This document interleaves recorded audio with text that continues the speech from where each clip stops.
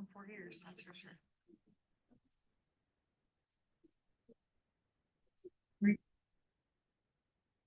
Okay, we'll go ahead and call this council work session to order. It's Wednesday, October 2nd. The time is 2 p.m. I'll go ahead and open it up for visitor comments. If you'd like to come up and make a comment, please keep it to 3 minutes or less. State your name for the record, and we'll be taking notes of action if needed. Who would like to speak? Okay. No, I can wait. You were here first.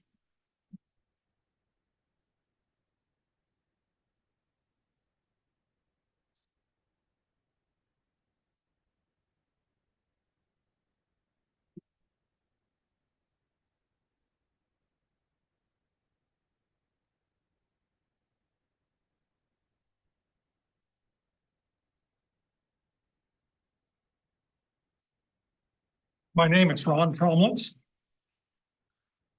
There is no compromise for facts and truth. I stopped at the Chronicle to wish Kelly Nielsen, Kelly Nicholson, and Will Lohr future good times. Will told me to watch for the Wednesday paper. He was going to write about the 2 million gallon reservoir. It was to be a timeline of events, a surprising story after all this time. I was expecting a historical article relating to the loss of the local paper. Sharon's article of the 2 million gallon reservoir was long overdue for public disclosure. The city always places the blame on the reservoir failed rehabilitation on the contractor, Western Partitions. The failure of the rehabilitation was due to the choices of the city of St. Helens. I shall list items of ignoring, neglect, and deception. It was noted in 2009 that the concrete surface contains softness. The items of failure Sharon listed failed to note that the cause of delamination was attributed to concrete surface. Core samples provided the reason for detachment. The cause of detachment of the liner from the concrete was due to microcracking and soft paste in the outer regions of the concrete, which failed from the forward forces of the liner.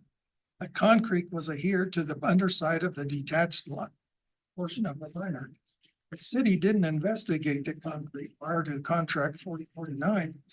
The plan designer and the potential bidders were never given access to the reservoir's interior.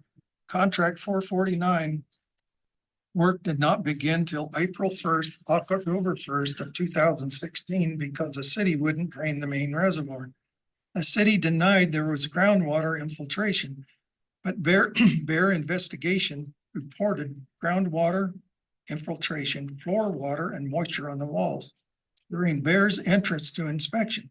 Bear's inspection noted there was no oversight during the geotextile application. The city's inspector was responsible for inspections.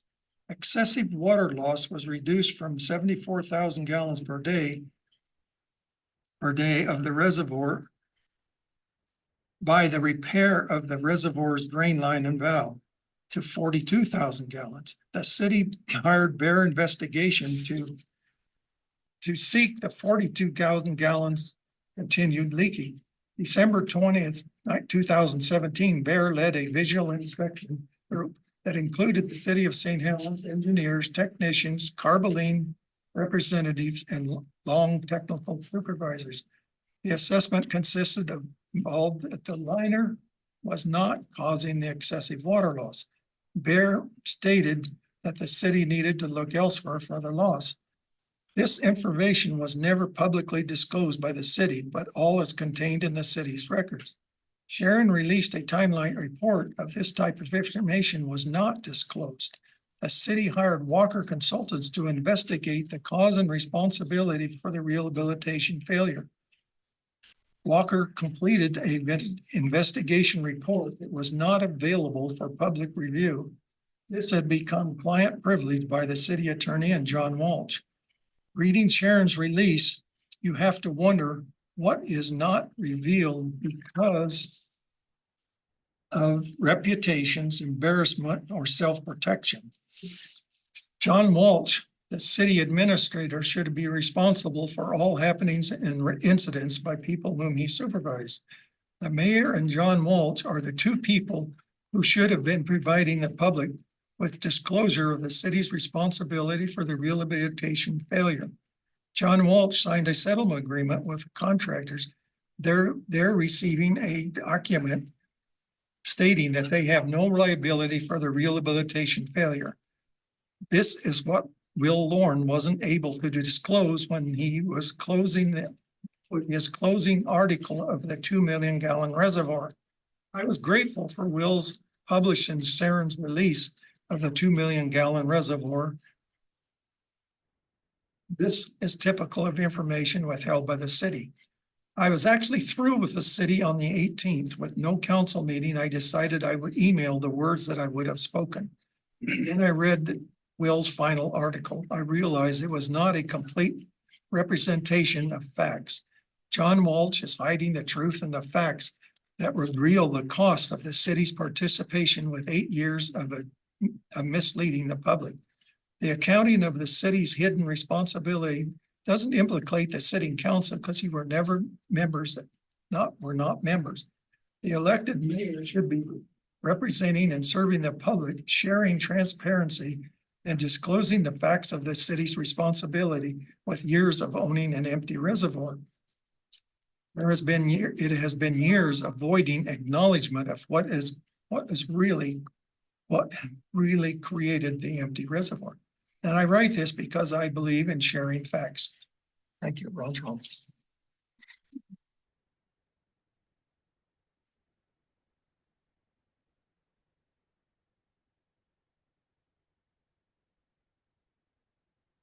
Okay, who's next?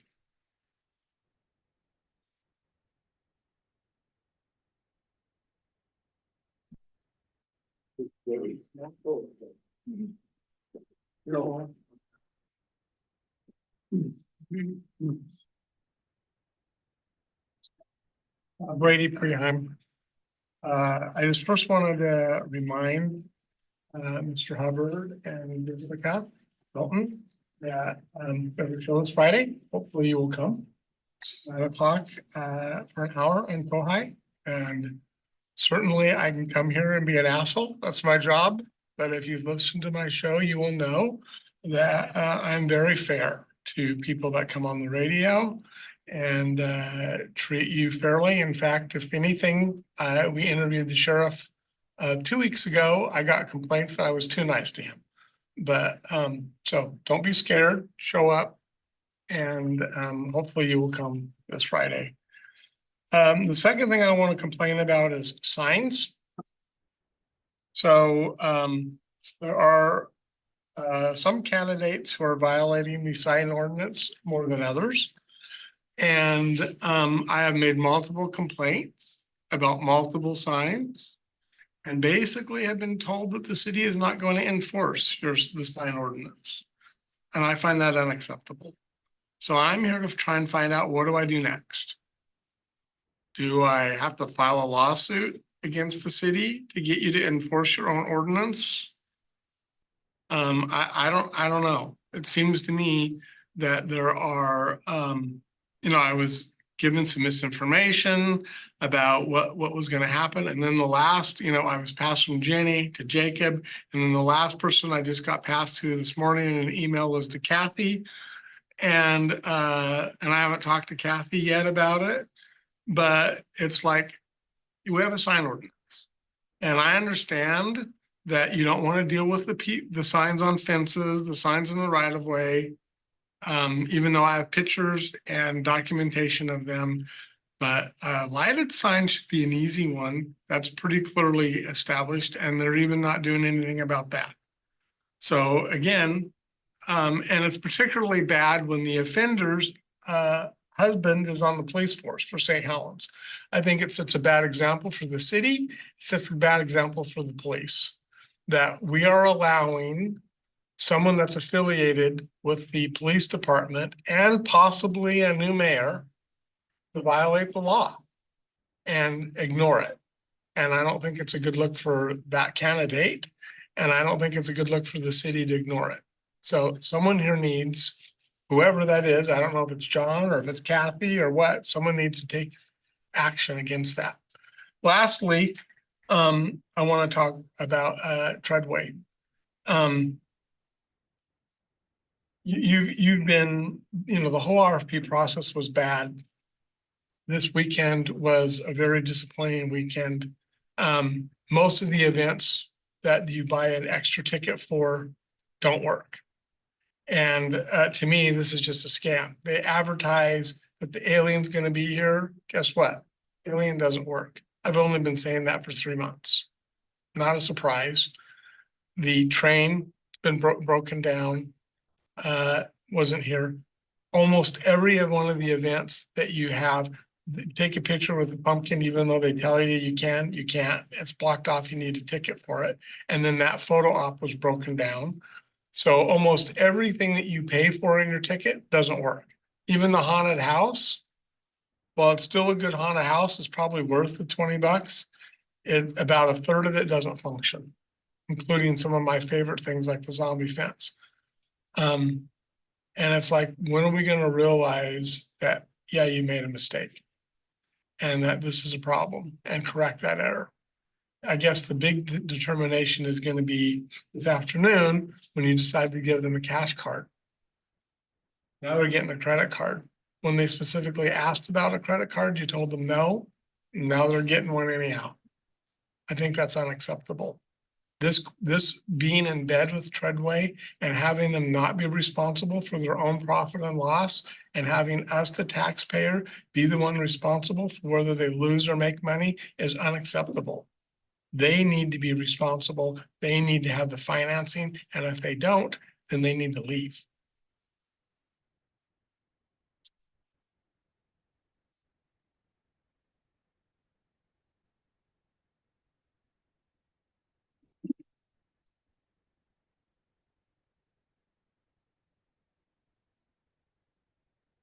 Steve Topaz. On September 4th, EPA presented the remediation plan for Swan Island down in the Portland Harbor Superfund business. It becomes quite important because the Swan Island geology and overall description is almost exactly like our waterfront. They pointed it out in their test, and we've had the same test, lots of cores in the mud, in the water on land, 2 levels of contamination, bad and even worse. The remediation in Swan Island has to worry about water depth. Let's go back to Swan Island. Swan Island was a real island. The deep channel was to the east of the island, where it is now the Willamette River was very shallow. It was made a peninsula in the front end of the 1900s. There was kind of some industry on it. It was also the airport of the port or the city of St. Helens, and it became a World War II shipbuilding. Some 480 ships got built around here. I mention that because, like our own waterfront, there have been a number of different type of industries over a lot of time contaminating the area.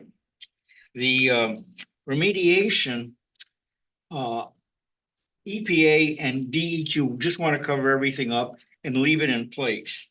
But because of the water depth having to do with the businesses, Swan Island, you have to dredge really bad stuff out, which means you have to worry about undermining docks and so on.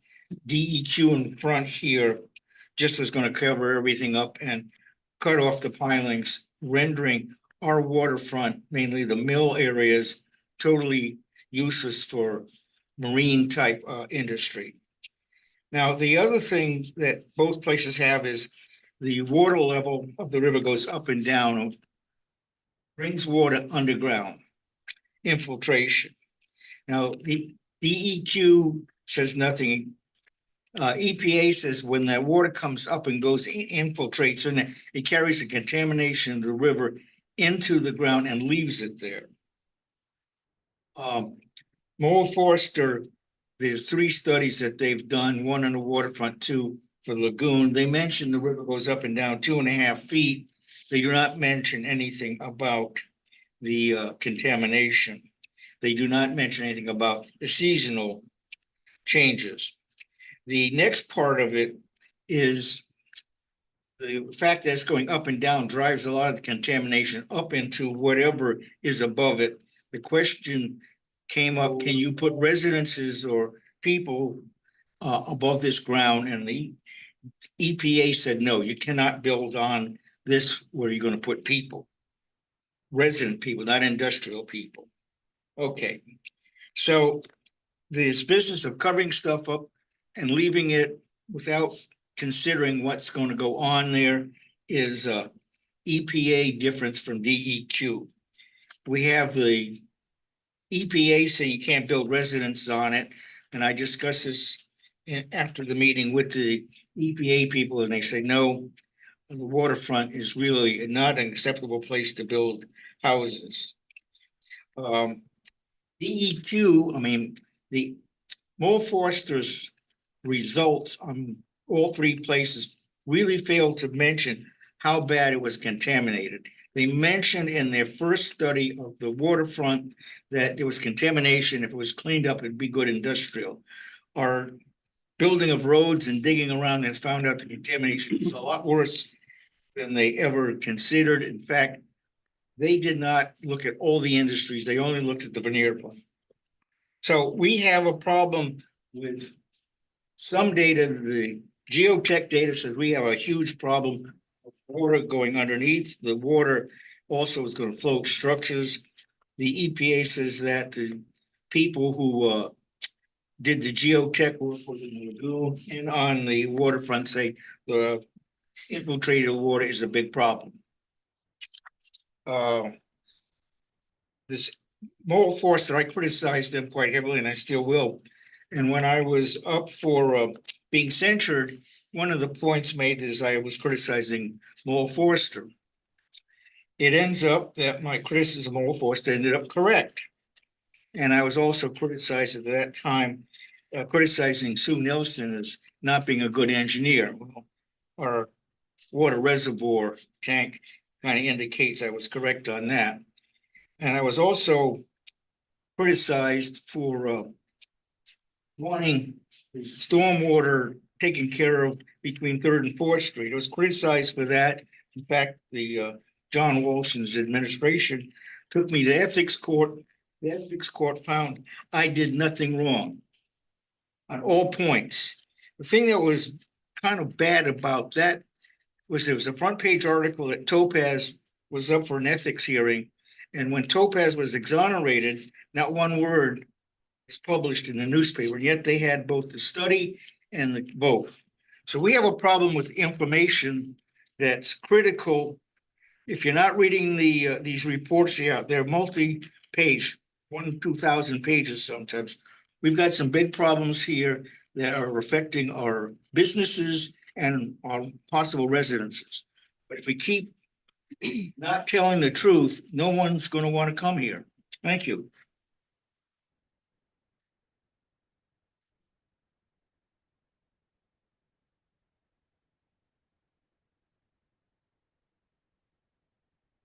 Good afternoon. Thanks for having us. Yeah. Appreciate that. My name's Mike Fletcher. This is James Atkins. I'm the administrator for Columbia 911. Thank you for whoever put that up there. Appreciate that. I don't want to take a whole bunch of your time, but I just want to take a few moments to talk about our agency, what we do, who we are, how we do it, why the levy is important to us, and what's the ramifications. So as it is there, you see, we are the sole 911 center for the county. There are 44 primary 911 centers in the state, and 3 of them are very unique. Most of the 911 centers, there's 4 types of 911 centers in Oregon.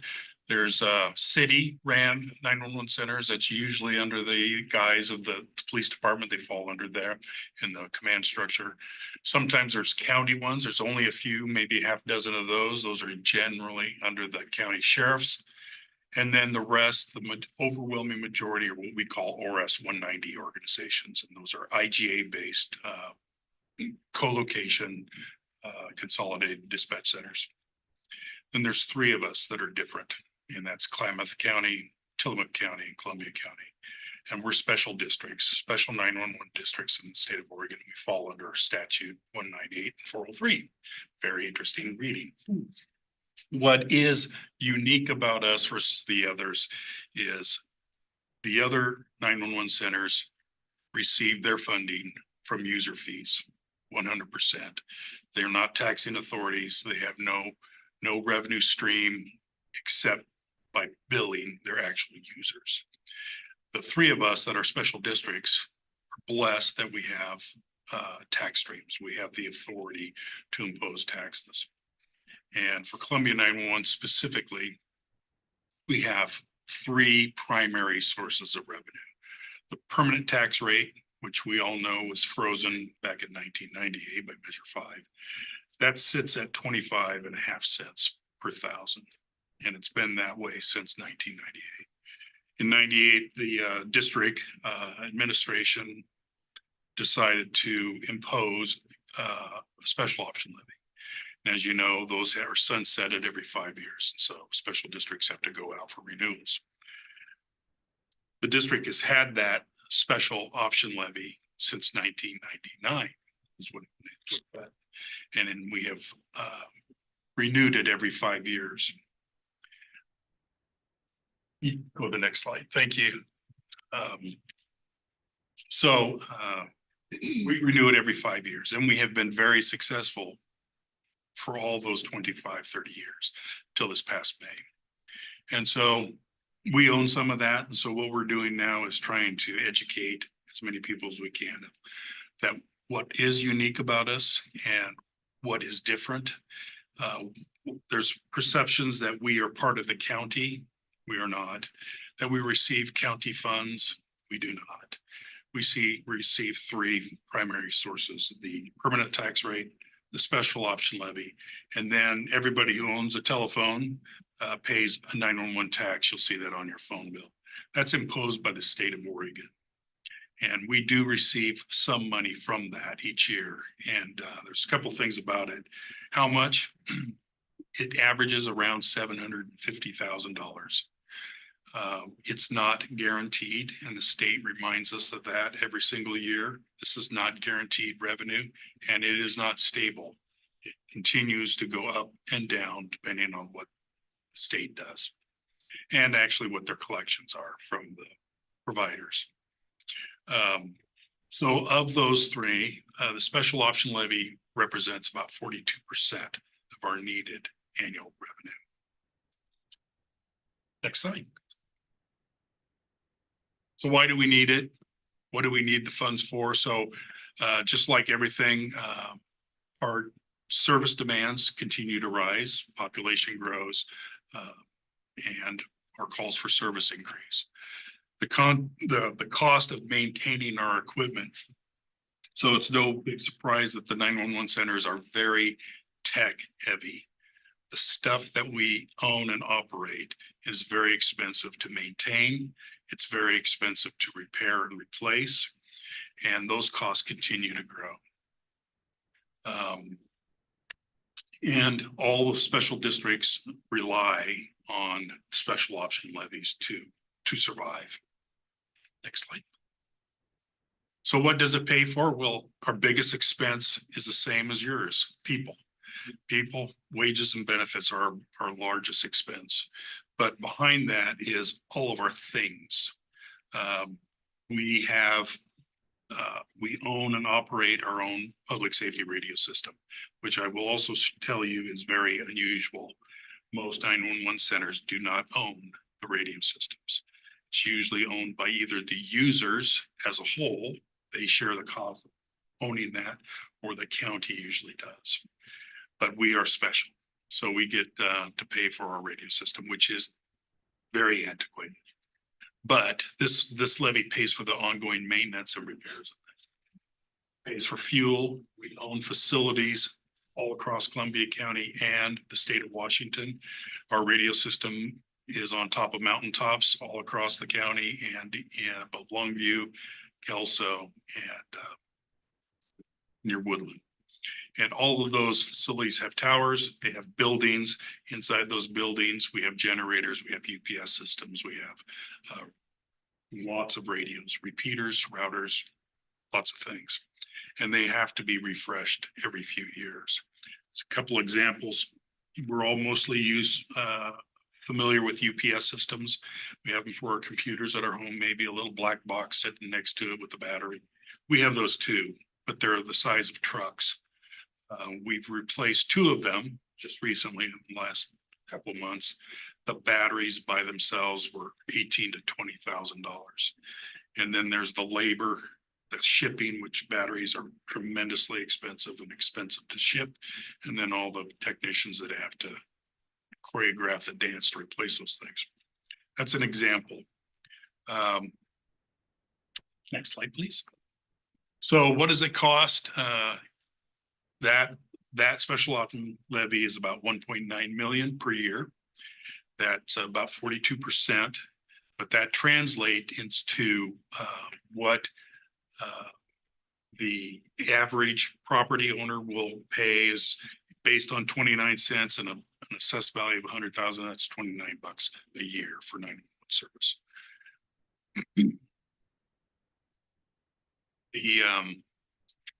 Something that's really important, I think, to remind everybody is that 29 cents is the exact same that we've had since 1998. We've never raised it. And this renewal or this reissuance of the levy will be at 29 cents also. How do we do that? So each year we take somewhere between 9 and 10% of our revenue and we move it into reserve accounts. And we have three primary reserve accounts. We have a revenue loss, we have a facilities, and we have equipment. And you guys all know what appropriate funds means. We appropriate funds to those three accounts each year. The revenue loss is static. We used funds to fund that account that would equal the estimated income of the special option levy. If we lost it, we had enough money in there to hold us for 1 year. It's also used for if the county doesn't collect as much taxes as they estimated and there's a shortage that happens, we could draw from that account as well, but we've never done that. In May, when our levy failed, that revenue, that reserve account is why we're still in business, because we transferred those funds into our general fund, and that will keep us whole until June 30th. Those other two accounts, reserve accounts, you'll hear numbers out there in the public. It's $7 million. It's $7.5 million. The total of all three of those accounts is really 3.8. Those two other reserve accounts, the facilities and the equipment, are purposely, intentionally funded to fund projects that have been strategically planned for up to 5 and 6 years ago. Everything we deal with has life cycles, and they are very expensive things. And so we know 6 years ago that this component, this system has to be refreshed. And so we have purposely put money aside each year to help fund that project, whatever it is. I have the next link. So this is where our money comes from. If you take that orange pie and split it about in half, that's really the difference between the two, the permanent and the special option levy. And then we have some other accounts. We get interest on our LGIP accounts. We have some revenue from renting sites, our tower sites. There are other government entities that we co-locate with. They can share our sites, share our tower, and they pay us some rent. Where does it go? So this is really, it's a self-explanatory. People is our biggest expense.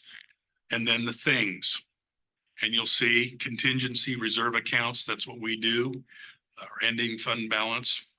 What's really important is that debt services, it's zero. We don't have any debt. We pay cash and always have for 30 years. We have no debt. We have no magic credit card. If we spend all our money, we're broke. So, next slide. What happens if the levy doesn't pass? Again, our biggest expense is people, and so you could say, well, we need to cut people. We'd have to cut 50% of our staff. And that's a huge liability to do that, because you would see a massive decrease in service. People is what makes everything work. All the stuff out there, our equipment, it'll keep running for a while, but we would stop preventative maintenance. We would stop the refresh of equipment. Bottom line is the board won't do a massive layoff of half the staff. What they will do is what they're entitled to do by statute. The 911 districts have provisions that they are a taxing authority, meaning that they can impose taxes. They can also impose fees, and that's what the district will do. We're working on schedules right now. If this doesn't pass in November, by June, we will enact user fees across all of our users. And what does that mean? So our biggest users is law enforcement. About 80% of our work volume is law enforcement related. They're our heaviest customers. But each police department, the county sheriff, and every fire district will be assessed fees. And that is the standard across the state, except for the 3 911 districts. We do not do that, but we have to stay in business. If we're defunded completely, where do those calls go to? By statute, they can't just be given to another county to take. It has to stay where we are. The state of Oregon will not build a new 911 center. We're trying to shrink the population of 911 centers. So there's a huge liability there. I'm not here to be doom and gloom. I'm telling you how we will stay in business, and that will impose user fees. What does that look like? It's based on volume. We gave a presentation at the Clatskanie Fire District a week or so ago, and their estimated fee is $180,000. That doesn't sound like a lot, but for a fire district that is already barely staying above water, that will devastate them. You go to Mist, Birkenfeld, even more fragile. Vernonia, and then the larger agencies that have the larger volumes, those fees will be $200,000-300,000 or more. So, happiness. I'm happy to answer any questions you might have. How much does it cost to keep our own radio station? Our radio system, we spend just in maintenance on it somewhere between just for the maintenance service contract, not counting when they find something broken. It's around $150,000 per year. Then there's parts, and then there's labor on top of that, and we spend hundreds of thousands of dollars. Why do we keep it? It's so We- rare. We need to replace it, absolutely 100%, and we've been working for the last 5 years on a plan to replace it. The levy won't pay for that. It can't, because it's too expensive. It'll be a general bond ask sometime in the future. What's that cost gonna be?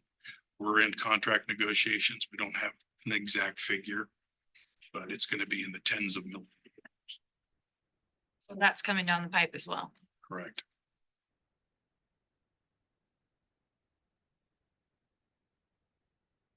Thank you for your presentation. I mean, I know you guys are local, and I know our officers here are local voice that they recognize. I think it makes a huge difference. I didn't know there was all this, more behind it as far as our county just isn't gonna go to some other agency. Can't. Yes. And I'll tell you just a backstory. So I've been doing this a long time, 42 years. And I have worked for those other types of entities, those other 911 centers that are not special districts. And there have been times, most recently I worked for Washington County, and I worked for Clackamas County 911 at the same time. I was a dual employee, and they are both structurally different. But those agencies had requests from other entities outside of their counties. Could you take over dispatch services for us? Sometimes they were very large agencies that you would recognize if I named them. You'd go, really? And they were shopping for another 911 center to save money because they paid millions of dollars in user fees per agency. So they were shopping for a new deal. That's not uncommon in the 911 world, especially in those type of organizations. And each and every single time, the 2 911 centers that I worked for said, no. Even though it would have represented $1 million in revenue or more, they said no. And the reason why is we have no political or legal obligation to take care of someone else's issues. We take care of our own citizens, and they have all said no constantly. So it has been floated for here. Oh, we'll just go to Portland. Think long and hard. Our answer times, there are national standards for our performance. And one of the ones I'm most proud of is our 911 answer time. There's a national standard that says 90% of all 911 calls shall be answered within 20 seconds. Our standard, our percentage is in the 99.3, 99.4% of all calls are answered within 20 seconds. Our average answer time is 3.8 seconds. Compare that to this week, Monday, our center caught a 911 call. Somebody from this community called 911 because their friend was dying and they lived in Gresham. Okay, we catch those calls all the time, every single day, misrouted calls. But here's a citizen of our county saying, I have a friend in Gresham who is literally dying. He called me. How do I get him help? We transfer that call to Portland. We have priority dialing for Portland. Our dispatcher was on hold for 5.5 minutes before they answered the phone.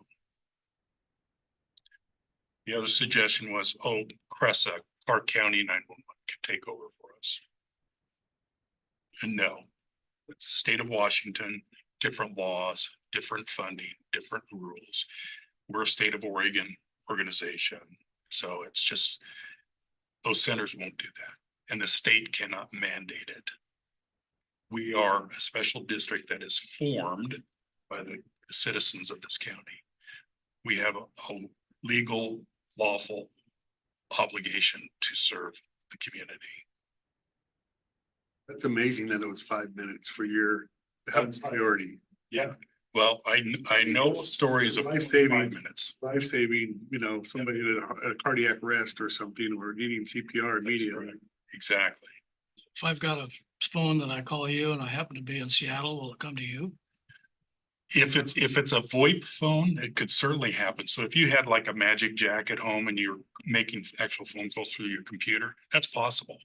But no, 911 phone calls from a cell phone are routed not by the location of the phone, but by the location of the cell tower that this phone hits. So all day long, we catch calls from Cowlitz County and Clark County because person on I-5, I can tell you anything that's going on at the casino over there because most of those calls come to us.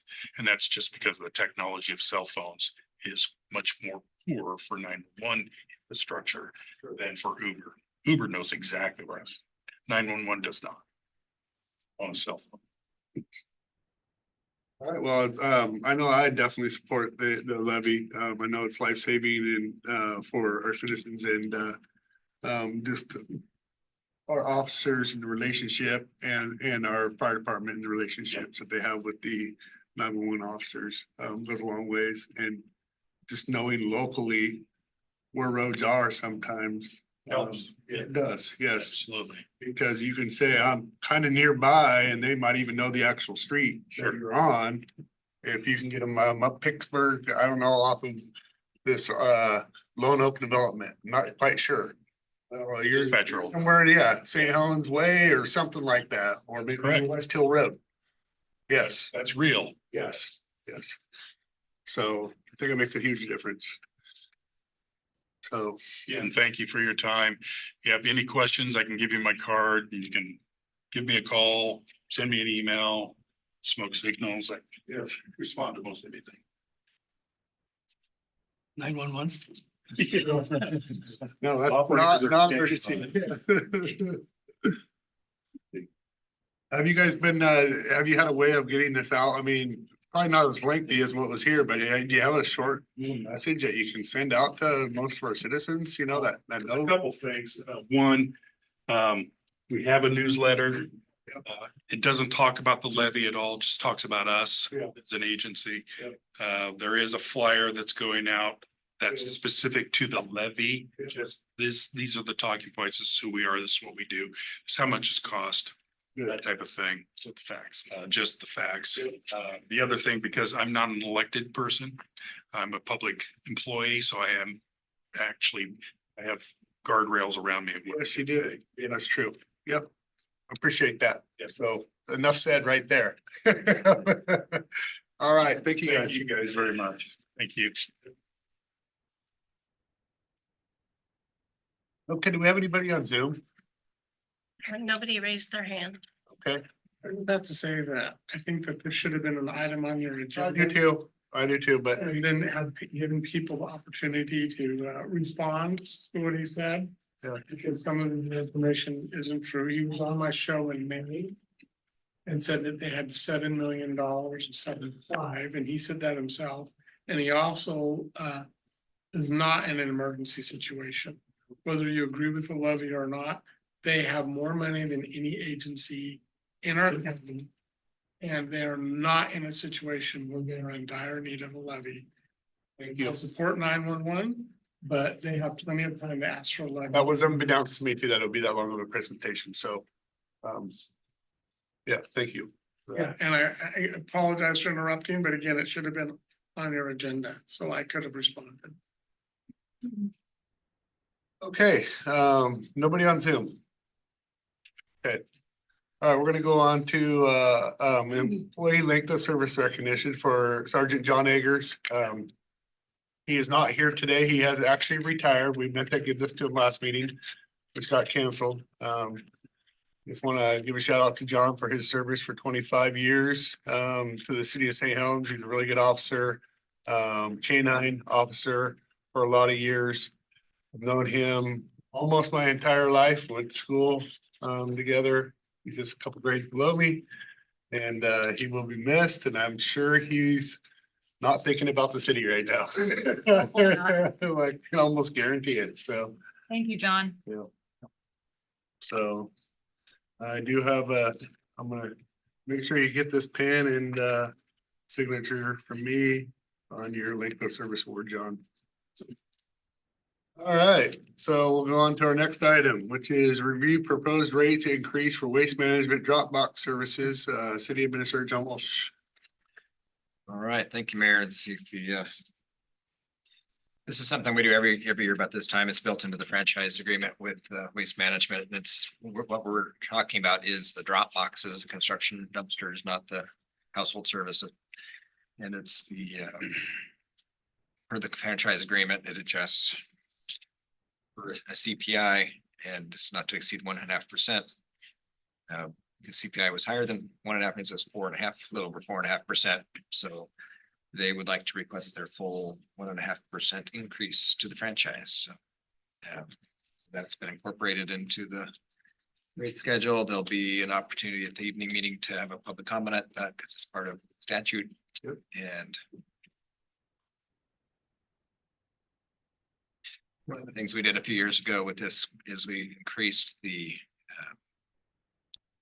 what had been for a long time a 5% franchise fee that comes to the city off this is to a 7%. And so that there's a little bit more revenue coming into the city coffers to help pay for general fund and all those types of expenses. So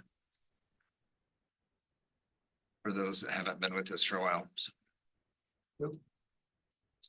Okey doke. All right, so I think I don't see Mohammed here, so I think I'm gonna go on to our next item. Yeah. So we'll get him down here. Let's go on to discussion regarding directional signage. I might even be part of him too on Columbia River Highway. This was a topic that was brought up. I'm gonna wait on this one too. We're gonna come back to 3 and 4. Request for donation from Merchants Toy and Joy Auction. I know they typically ask for water bill. Donations for. I don't know, It's a is it- credit on the water Yeah. bill, $100 credit has been the past practice. It allows them to always get their equal dollar amount, so it's basically a pass-through donation, so. Hey, welcome, yeah, come on up and sit down for. You guys went so quick. We didn't have a chance to gather ourselves. You just usually do one water bill? No, I think we do like 3 to 5, I think is what it was typically in the past. What is that now? So how does that work? The voucher, silent auction type thing, can do that, and they make money on it, they get the. The presentation that wins it. And there's a credit. Oh, okay. So I'm. And I missed both of With them? 2 of them. I would like to just do at least what we did last year. To a good cause, great cause. It's a really good cause, yeah. See, I think it's great, yeah. Yeah. Okay, okay, so we're gonna come back up to our update on the waterfront redevelopment project. Public Works Director Mohammed there. Good afternoon, Mr. Mayor, City Council. Good to see you all. We are doing our monthly update. Once again, Council Hubbard, that was a great idea. I think it's a wonderful opportunity to showcase the progress project and the development has been happening within a very short term. Starting off with this wonderful pavement, what are your thoughts on this perfectly paved Strand Street? I think they've done a phenomenal job over there. So we'll be covering the following topics on the project progress. Some of the innovative solutions as we continue working on those tight spaces here around the waterfront. We'll talk about some of the great cost saving that have been accomplished thus far, and then project schedule for the next month or so. So on the project progress, you know, I say they say action speaks louder than words. I would say project progress speaks louder than presentation in this case. All you have to do is peek your head outside on Strand and First Street and you see the wonderful transformation that has been taking place in our city. This particular segment is in front of the City Hall. This is a focal point of the street project moving out in a one-way direction. I think there is some, you know, misconception about certain areas being one way or narrow 2 lanes. To be very specific, this is a one-directional lane going out on Strand Street. So this will be a one-way traffic. However, this one has been already completed. The bollards are in place, the traffic lights, and this is a wonderful space that has been, is going to enhance the future of the city events, whether it's a Halloween, whether it's a 13th night. It's built to accommodate pedestrians and crowds in a very safe manner. Moving to the second area that would like to start looking at Strand Street, which has been a focal point. Again, this is a center of gathering. This is the intersection that is being completely. We have completed the street paving all across the end of the street. The intersection, I would say, is 95% done. On this intersection, you've seen the changes in the concrete work versus the pavement, which I think have changed, really transformed this intersection specifically from what it used to be on this left pictures versus the one currently now. Many thanks to our amazing Crystal here, taking those pictures before and after and putting this together because it really showcased the craftsmanship actually that has been going into this specific intersection. And again, this is a focal point that you're gonna see once it's connected with the traffic circle that the turnaround that's gonna be coming up here in the very near future. This is on the Cowlitz intersection. Again, this is an important piece of the project. And if you look at that sidewalk improvement, I think it's phenomenal, right? We didn't have a sidewalk that was up to code. It was all messed up and now it's beautifully done. And I gotta give a shout out to really to the contractor who has been very flexible and great to work with as well. MEI has really stepped up their games. John Rice and the team on that side has been really accommodating to the minor change in scopes and some of the challenges we have in the field, and they really came across very well, good teamwork to accomplish. And last but not least on this one, this is some of the pictures of the sidewalk as well on the First Street. If you go past the Salisbury House, this entire sidewalks have been built. And again, this is all brand new from what it used to be to what it is today. And we are continuing some underground utility work on this one. So you see some of these poles going to be going away. However, the pavement and the sidewalks have been fully assembled. And again, it looks fantastic from what it used to be. This will be a very enjoyable connection to the trail. Once the citizens get to see the entire full project, this will be a great connection to where we go. So you could see a lot of the intersections, we have these kind of naked planter seat walls. And on the other side, you see what it's gonna look like when it's finished. So that's the mock-up. That's right now at the Tualatin intersection.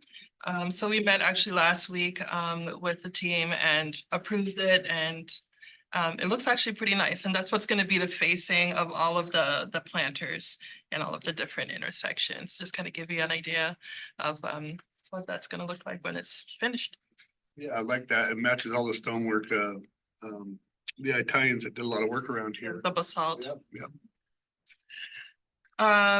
Next picture is kind of Wapama Way is kind of being built right now. So that's the before and after, starting to actually look really good out there. Next slide. This is First Street between Wapama Way and Tualatin. So obviously that's what it looked like before. Not very accessible to people, and now it's just really opened it up. Can we just go back to that last one? I just wanted to point out that will be seating there as well. Yes, Yes. and it'll have the basalt. Themes around a lot of the corners, all of them. Yeah, and this one will be really built up, especially across the street where the Cookie Creek restaurant is. It's gonna have a kind of like a bigger planter, kind of much more, kind of more open seating type area there. So, next slide. Yeah, sorry to interrupt you there. Look at that. Yeah, so this one's really nice. Crystal took a really good picture here to kind of show that before and after. At the top of well, this is the bottom of the stairs, Crystal. Yes. Correct. So bottom of the stairs, you could see what was like nothing there. And now it's just coming together. It looks really nice. It's gonna be a big seating area with water fountains. And like the planters and stuff like that. So I would definitely recommend going down and taking a look at that. It's all planted. It's actually pretty nice. And these are just pictures of the bluff trail kind of before. What was there was just asphalt pavement from the brownfield site, and now it's got bollards and lighting going all the way down to the new pump station and ending at a water quality swale, which is not in the photo. I hate to interrupt, but can you go back one more? I hate to, because I know, because I went through a lot of this planning with everybody here, that I want the public to know, like, you're looking at the right side here. If you can see this on your screen, and hopefully you can, and you're not seeing me. But if you're looking at this side, what you have coming down that stairs is always gonna be open, because the street alignment that comes in to the park, you're gonna see that river coming down. I mean, we really took it into consideration and listened to the public through this whole process for years and years and years on this whole waterfront redevelopment. It was a lot of public outreach on it. There was viewpoints that were considered. It was drawn up by our engineers. We worked closely with OTAC. We were, and making sure that we had these type of alignments for the needs of our community. I just want to I can't stress enough, as much as this project has been getting pummeled on me, how the visioning, how much vision has been put behind this, that then the forethought that was put behind this, and then just all the infrastructure that you can't see that's in the ground is tremendous. So I just want to give you guys credit, because where it's coming together actually in the close to the timeline. Just want to make sure that people who are chiming in or watching this understand the thought process of this all. So. Sorry to interrupt. I just wanted to make sure, and I know she's probably gonna say next slide right here too, so. Yeah. Yeah, so thank you, Mr. Mayor. We appreciate again the leadership support in this project. Once again, I'll reiterate, this is the largest project in the city's history. Okay, don't take this lightly. This project has a massive footprint and requires an army of professionals to pull this through. And you've seen the phases, the sequences. There is a lot of reasons and very logical reasons why you see the crew moving in different phases, different areas, why this started, why this stops. We cannot sit down here and explain all that to folks, but we are working 24/7 on this project to pull this vision. And as you've seen from these accomplishments, this Stairs at Tualatin is a wonderful entry and a revamp of what existed before and what is it today for the connection to the water and that beautiful landing that's coming in for the new intersection. Again, and those are extremely complicated engineering work. Putting a stairs with concrete work and digging the underground, don't take that slightly. It's Yeah, really so I was unfamiliar with this, but that what's in the picture right there is a lift station. And that the lift station that is across the street from the Crooked Creek, the reason the sidewalks have not been done there is because we're gonna get that offline. Once that's offline and this comes on, we have to make sure everything's correct and good. And then they can go ahead and decommission that one and pour those sidewalks, but they cannot do that till then. I was unaware of that till we had our meeting. That has been explained very thoroughly of why that seems like it's stalled out in that area. It's very simple. It's because this is a very expensive lift station that you never know could have whatever, but we're not gonna abandon the old one, just to assume that the old one's gonna eat, and you can't because it's lifting some We can't. funny stuff. Yeah, and this lift station has miles and miles of underground work in a very challenging environment. Intricate. Exactly, and it connects all the way to where Crooked Creek is.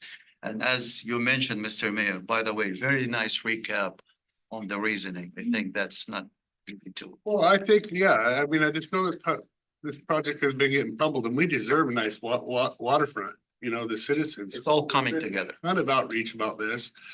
And I just, you know, I was telling an elderly friend of mine about this and that I was saying that people are complaining about the waterfront. She goes, well, some people are just fickle. And I thought, well, that's the best word I've heard all day.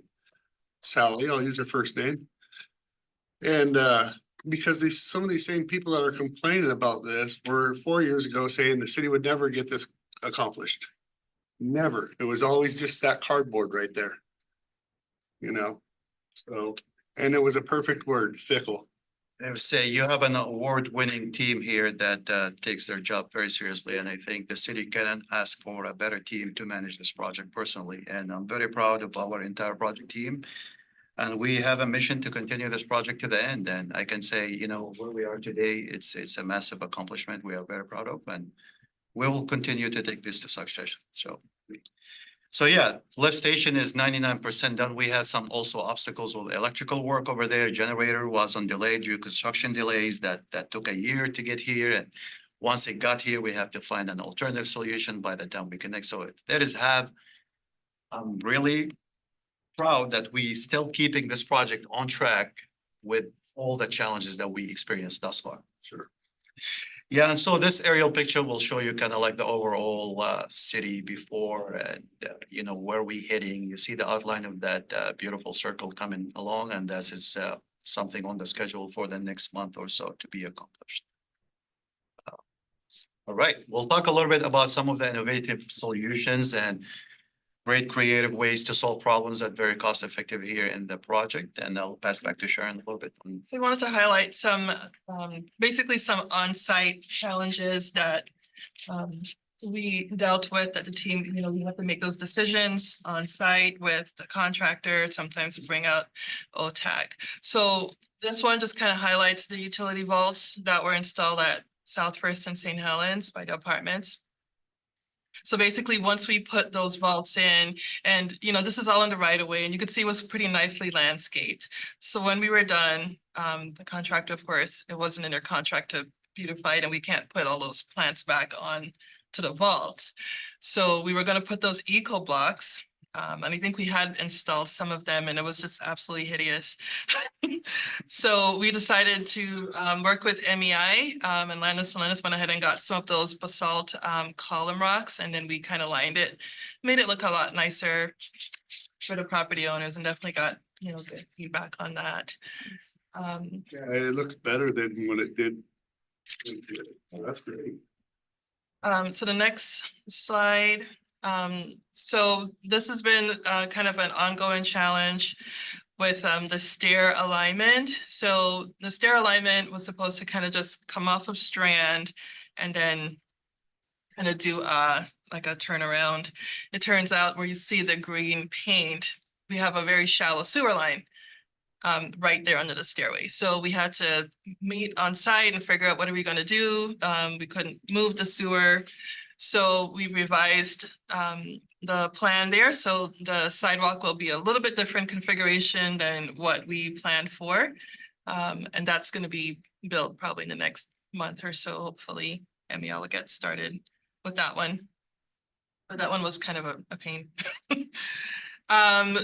The planter stone veneer adjustments. So one of the things when we were talking about last week, when we were out there looking at the planter veneer, is that I don't know if you can see that little ledge on the inside of the planter. So that little ledge was supposed to be lower because you don't want to see concrete. You want to see the basalt once it's all filled with the soil and everything and the plants. So it was kind of an error that the design engineer didn't catch. And we just kind of caught it on site. We were looking and we were like, well, it looks like a little bit too high.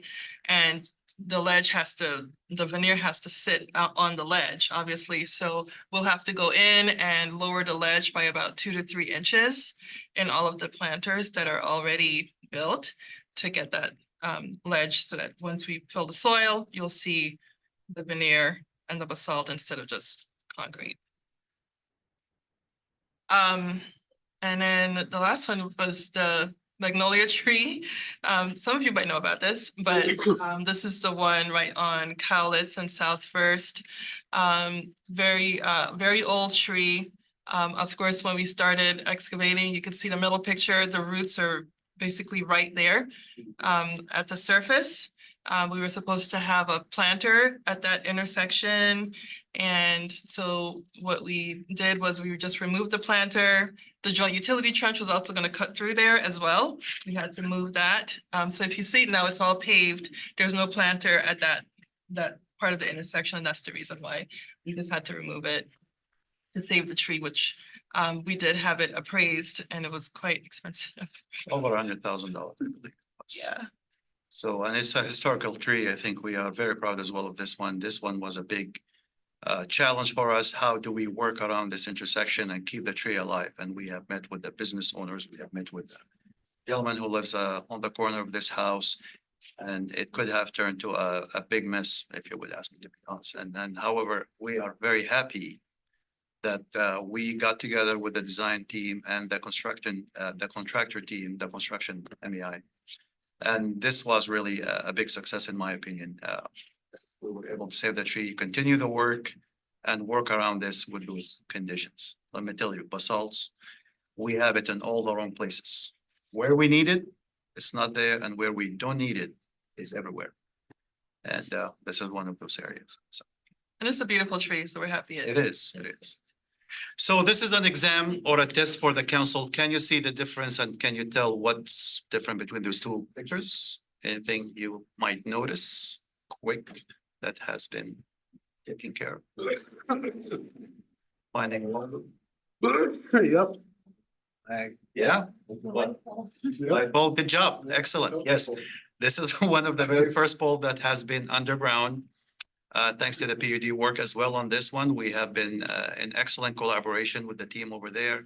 Carl, they're really, really great to work with, and they've been doing a great job, on those two. So we have solved most of those challenges with the communications and we're moving forward, but that was, I think, the very first one we took off. I think it's the only one that. The only one. Yeah, what's One that's crazy down now. is that really the same van in two different pictures? They live there. Actually, I think it is. I know. Like a couple of years. It must be a user, a customer. All right, so let's talk a little bit about some of the logistics and the cost saving of the project. So I think again, I'm extremely proud of our team, the city leadership support. This has been the best project team I came across with and you know, it shows in the numbers, right? So far in the project management and those were, I would say, conservative savings that we have accomplished thus far in the project being project managing the team ourselves, close to $260,000 over the life of the project this far. Again, this is a cost the city could have hired someone to manage, and I can promise you and guarantee you, you will not achieve the cost saving in this project with anybody else outside of the city managing this project. It's just the way the business works. Nobody will care about the city business like the way we do. So we have also over $150,000 saving on the inspection itself being handled internally between our team, Alex and Tim. Phenomenal job on staying on top of all the inspections, erosion controls, and the contacts with all the state entities to make sure we are adhering to the best practices. And today we got in touch with DEQ, and I think they were very positive and happy about the work that has been done through that erosion sediment control. I was really shocked positively. And last but not least, you know, negotiation is really critical in project management. On a project of this size, we have roughly close to $300,000 in just contract negotiation, administering the contract as well, and negotiating on all these change orders that came through. We have roughly over 200 that only 40 came through. And again, that's a strong administrative and management skill that fighting everything that we see that it's not aligned with the project. So overall, and again, I'm being very conservative, this is $712,000 on the project life cycle is tremendous in a project of this size. We are very proud and we will continue to work. So what's next? We are working on 3 different areas moving forward in the next couple of months. They're the hardscape of the project. So we're looking at paving some sidewalks and curbs on First and Strand, also the Cowles intersection. We are looking also at installing some of the basalt veneers and the planter seat walls coming up here soon. You've seen that we've done a great decision on the field that we opened Strand Street already for parking and for potential traffic for now. And we are working on phase 2 to continue accommodating our businesses and citizens, which we've heard some good feedback so far after we have listened and we have moved forward with those. There is some utility works coming up. We will continue on the electrical services and undergrounding of those, and there is some wiring for the pole. We're gonna start seeing those start to come down hopefully very soon as well. We did solve all the issues, as I mentioned, with the communication folks, which is great. And last but not least, we are gonna be installing some irrigation system for those planters that's gonna be coming up very soon. They have been formed, as you've seen on the intersection, and that will be the next step on those. With that said, that kind of concludes a high level update for you guys on the project. We're happy to listen if you have any questions or any concerns, or anything that we can help or do better. I have a couple of things that I'm looking for some updates on. So there's been a lot of outreach to me personally about vandalism on the lights. Where are we at with that down there? On the walkway, specifically the walk. On the bluff, you mean? Yeah, just like along the river, I've had people sending me pictures of some of the globes and stuff being broken. I'm not aware of any of that complaints. Not aware of any vandalism down there? Pretty early on in the project before it was just. When it Just first had an went in email there, last week about it. Yeah, I don't think they got. We did have, yeah, some while back, over a year ago, on some of those short lights that they were broken and they covered them up On the bluff. and they did install a camera. Ones that you just put in are, 4 of them are broken. What location? First thing when you walk, the picture that you just took, Right here. those first 4 ones are broken. I just walked it yesterday and they're broke. I just got an email last week about. Yeah, it. we'll connect with MEI. They didn't bring this up in our meeting, actually. Maybe they're replacing them as it happens, but it would probably be a good to understand, you know, Yeah. why that's happening or Absolutely. try to prevent it. And then one other thing is, there's also been some questions in the community about, are we doing checks before pouring concrete? Like, is there a check system before concrete is poured, or are we just checking it afterwards to determine if it's? We check it before and after. And I think I know what they're talking about, the ADA ramp that was poured last week and pulled out. So that one was checked. Once they installed the truncated domes, then the inspector noticed that it was a little bit askew. Okay. For some reason, the contractor, when they started installing it, for some reason, I don't know why they shifted it. It was weird, but we told them that they had to pull it out. Just a couple of things that I want to check on. Yeah. for citizens. And once again, it's on their dime, so if we don't accept it, they have to pull it out and eat the cost, so it's to their benefit to do it right the first time, obviously. And I just want to speak a little bit on that, because this project's not unique to that, and I'm gonna use, he's probably gonna hate me for this, but Counselor Hubbard's project on, as far as the fall. That he had to go, and, you know, it was frustrating for him, but the city did hold the standard just to, you know, even our electeds, myself included, Counselor Hubbard included, to a standard that has to be acceptable. So, We Gear them out and we put the right color. that's right. And Thank you, council. Please speak up when you hear this stuff, because this is a great example. this is another example That happens as a. where it just gets shifted by the contractor, even though it, you know, it was on the plan and. Wasn't on the plan. It's, it's color. So the Yeah. contractor comes in that pours these all around the state and we're the one of the few Oh, yours states. was color, okay, but Mine was Yeah. color. They Yeah, were all on set this- perfectly, but the wrong color, so. yeah, on this example. ODOT uses yellow pretty much, and I think City of Portland, but we do red. Yeah. And And you do black down and we do here. dark gray here, So it's different here. yeah. I mean, we've even had some yellow ones installed down here. I don't know if you noticed it. It didn't last very long, but we noticed it like right in front of You City make Hall. mistakes, huh?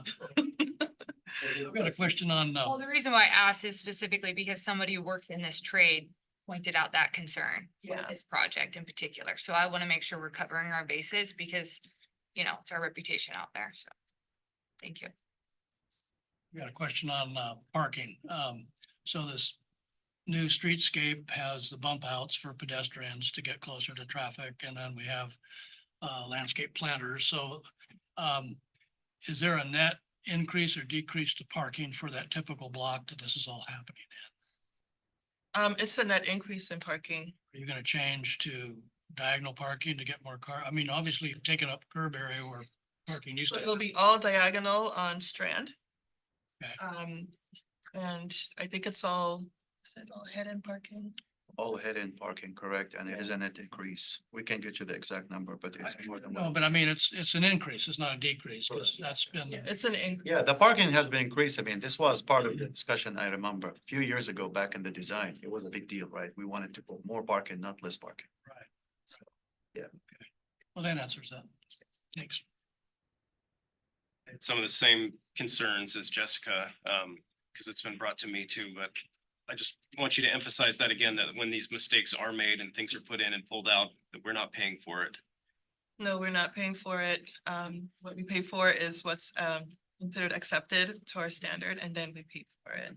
I also just want to recognize the concern and the frustration of business owners that are down there, because when mistakes like this do happen, that's another week or another month that they don't have sidewalks for their customers, or that we might not be paying for it, but other people in other ways are paying for it. So so I just want to recognize that frustration, because I can imagine when you see something poured and then a few days later pulled out again. It's very frustrating. We share the same Yeah. frustration, Council Sandine. I mean, if we can't control that, we will, trust me, but if the contractor makes a mistake, we have no control over that. We try to do our very best to make sure.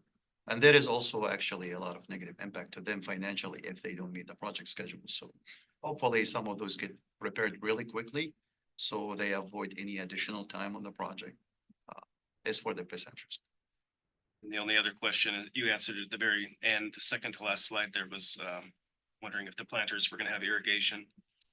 And I brought this up before, but we're adding a lot of planters and I hope we have a plan to maintain them because we don't have a very good track record with planters and flower beds and drive around the city now and see that. So I'm hoping we're not gonna be planting a bunch of plants and flowers and then they're never gonna get touched and We maintained. thought about that, especially when, I remember the water trucking we had in Public Works when I came in and I'm like, what is that?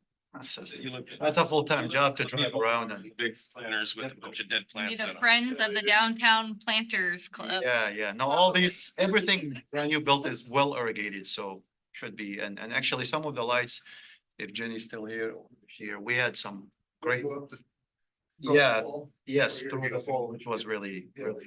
Hanging. Very efficient, Also irrigated as well. even those are irrigated. Yeah, there was a lot of detail work in the planning of that. Any other questions for? All right, well, while we got you here and I see Dave showed up and just so people know that Dave from Perkin Creek's here and we met with him and Randy Sanders on some of the stuff that was discussed here earlier too. As far as frustrations with the project and through that process, we in that discussion was a discussion regarding directional signage on Columbia River Highway. And so I'm gonna turn it over to I think Dave for bringing that to my attention because I was unaware of what I was unaware of. And I think it would be probably Sharon's wheelhouse maybe a little bit to talk about that. So go ahead and turn it over to you. Dave, would do you want to? Yeah, Sure. Yeah. I know that you've had interactions and are key on implementing this. Yes, thank you very much. I tried to be here during public comment, but they happened to be paving my street, so I couldn't get out of my driveway. Can't get away from it. Anyways, yeah, so a little backstory. Last spring, we had approached ODOT about getting directional signage on Highway 30. You see them throughout wine country. Every winery's got one. It says winery, usually has the name on the highway, whatever. So I applied through ODOT. They said no problem. They have certain requirements, and because downtown is a couple miles off the highway, they require what they call a follow-up sign. Which that's on city property, so then I have to get the city involved and get approval from the city. And when I went through that process, that was denied. I had a follow-up meeting with some of the people that are trying to promote tourism, as well as the Public Works Department and Planning Department. And I was given a couple of reasons why it was denied. Primarily, we are designated a restaurant on our business license, not a brewery. So I was told that, you know, the city does not recognize us as being a brewery. And second reason is that it sets precedent. So if we are allowed to have that directional signage, follow-up sign, then have to let anyone that comes and requests it. So those were the two primary reasons. I did point out at that time that the city already has those exact signs in those exact place that ODOT requested. So the marina has a follow-up sign. And I should clarify that there are very specific types of businesses that are allowed to have those ODOT signs anyways. They don't just allow any business to have them. So breweries, wineries, museums, parks, marinas, very specific handful of business types, which we happen to be one of those that qualifies. Sure. So, you know, my encouragement at that point was to implement some sort of a policy that just aligns with ODOT policy. You know, say if you're this type of business and you qualify for that ODOT sign, then let's let you have one, which the idea didn't go very far. So I would propose that again. I think that would be a good thing for the. And we totally agreed in the conversation that it makes zero sense to not invite people off the highway to our downtown area. Right. And I would say, I would add to that too, that as a city that, you know, says they support tourism and are promoting and encouraging tourism, even if it's a sign that promotes one business, like we're getting people downtown. like, they're gonna see everything. Even if the sign that gets them down there is pointing to one business, they've got to go by every other business before, I mean, in our situation, they've got to go by every business before they get to our location specifically. I think it benefits every business to get people down there, period. So I would think it would be something that would be worth revisiting. So what he's talking about, just for people watching, are like exit signs, when you see the fast food sign, or you see the gas sign, it would be something like that out on the highway. Slightly different, but very similar. Yes, Yeah.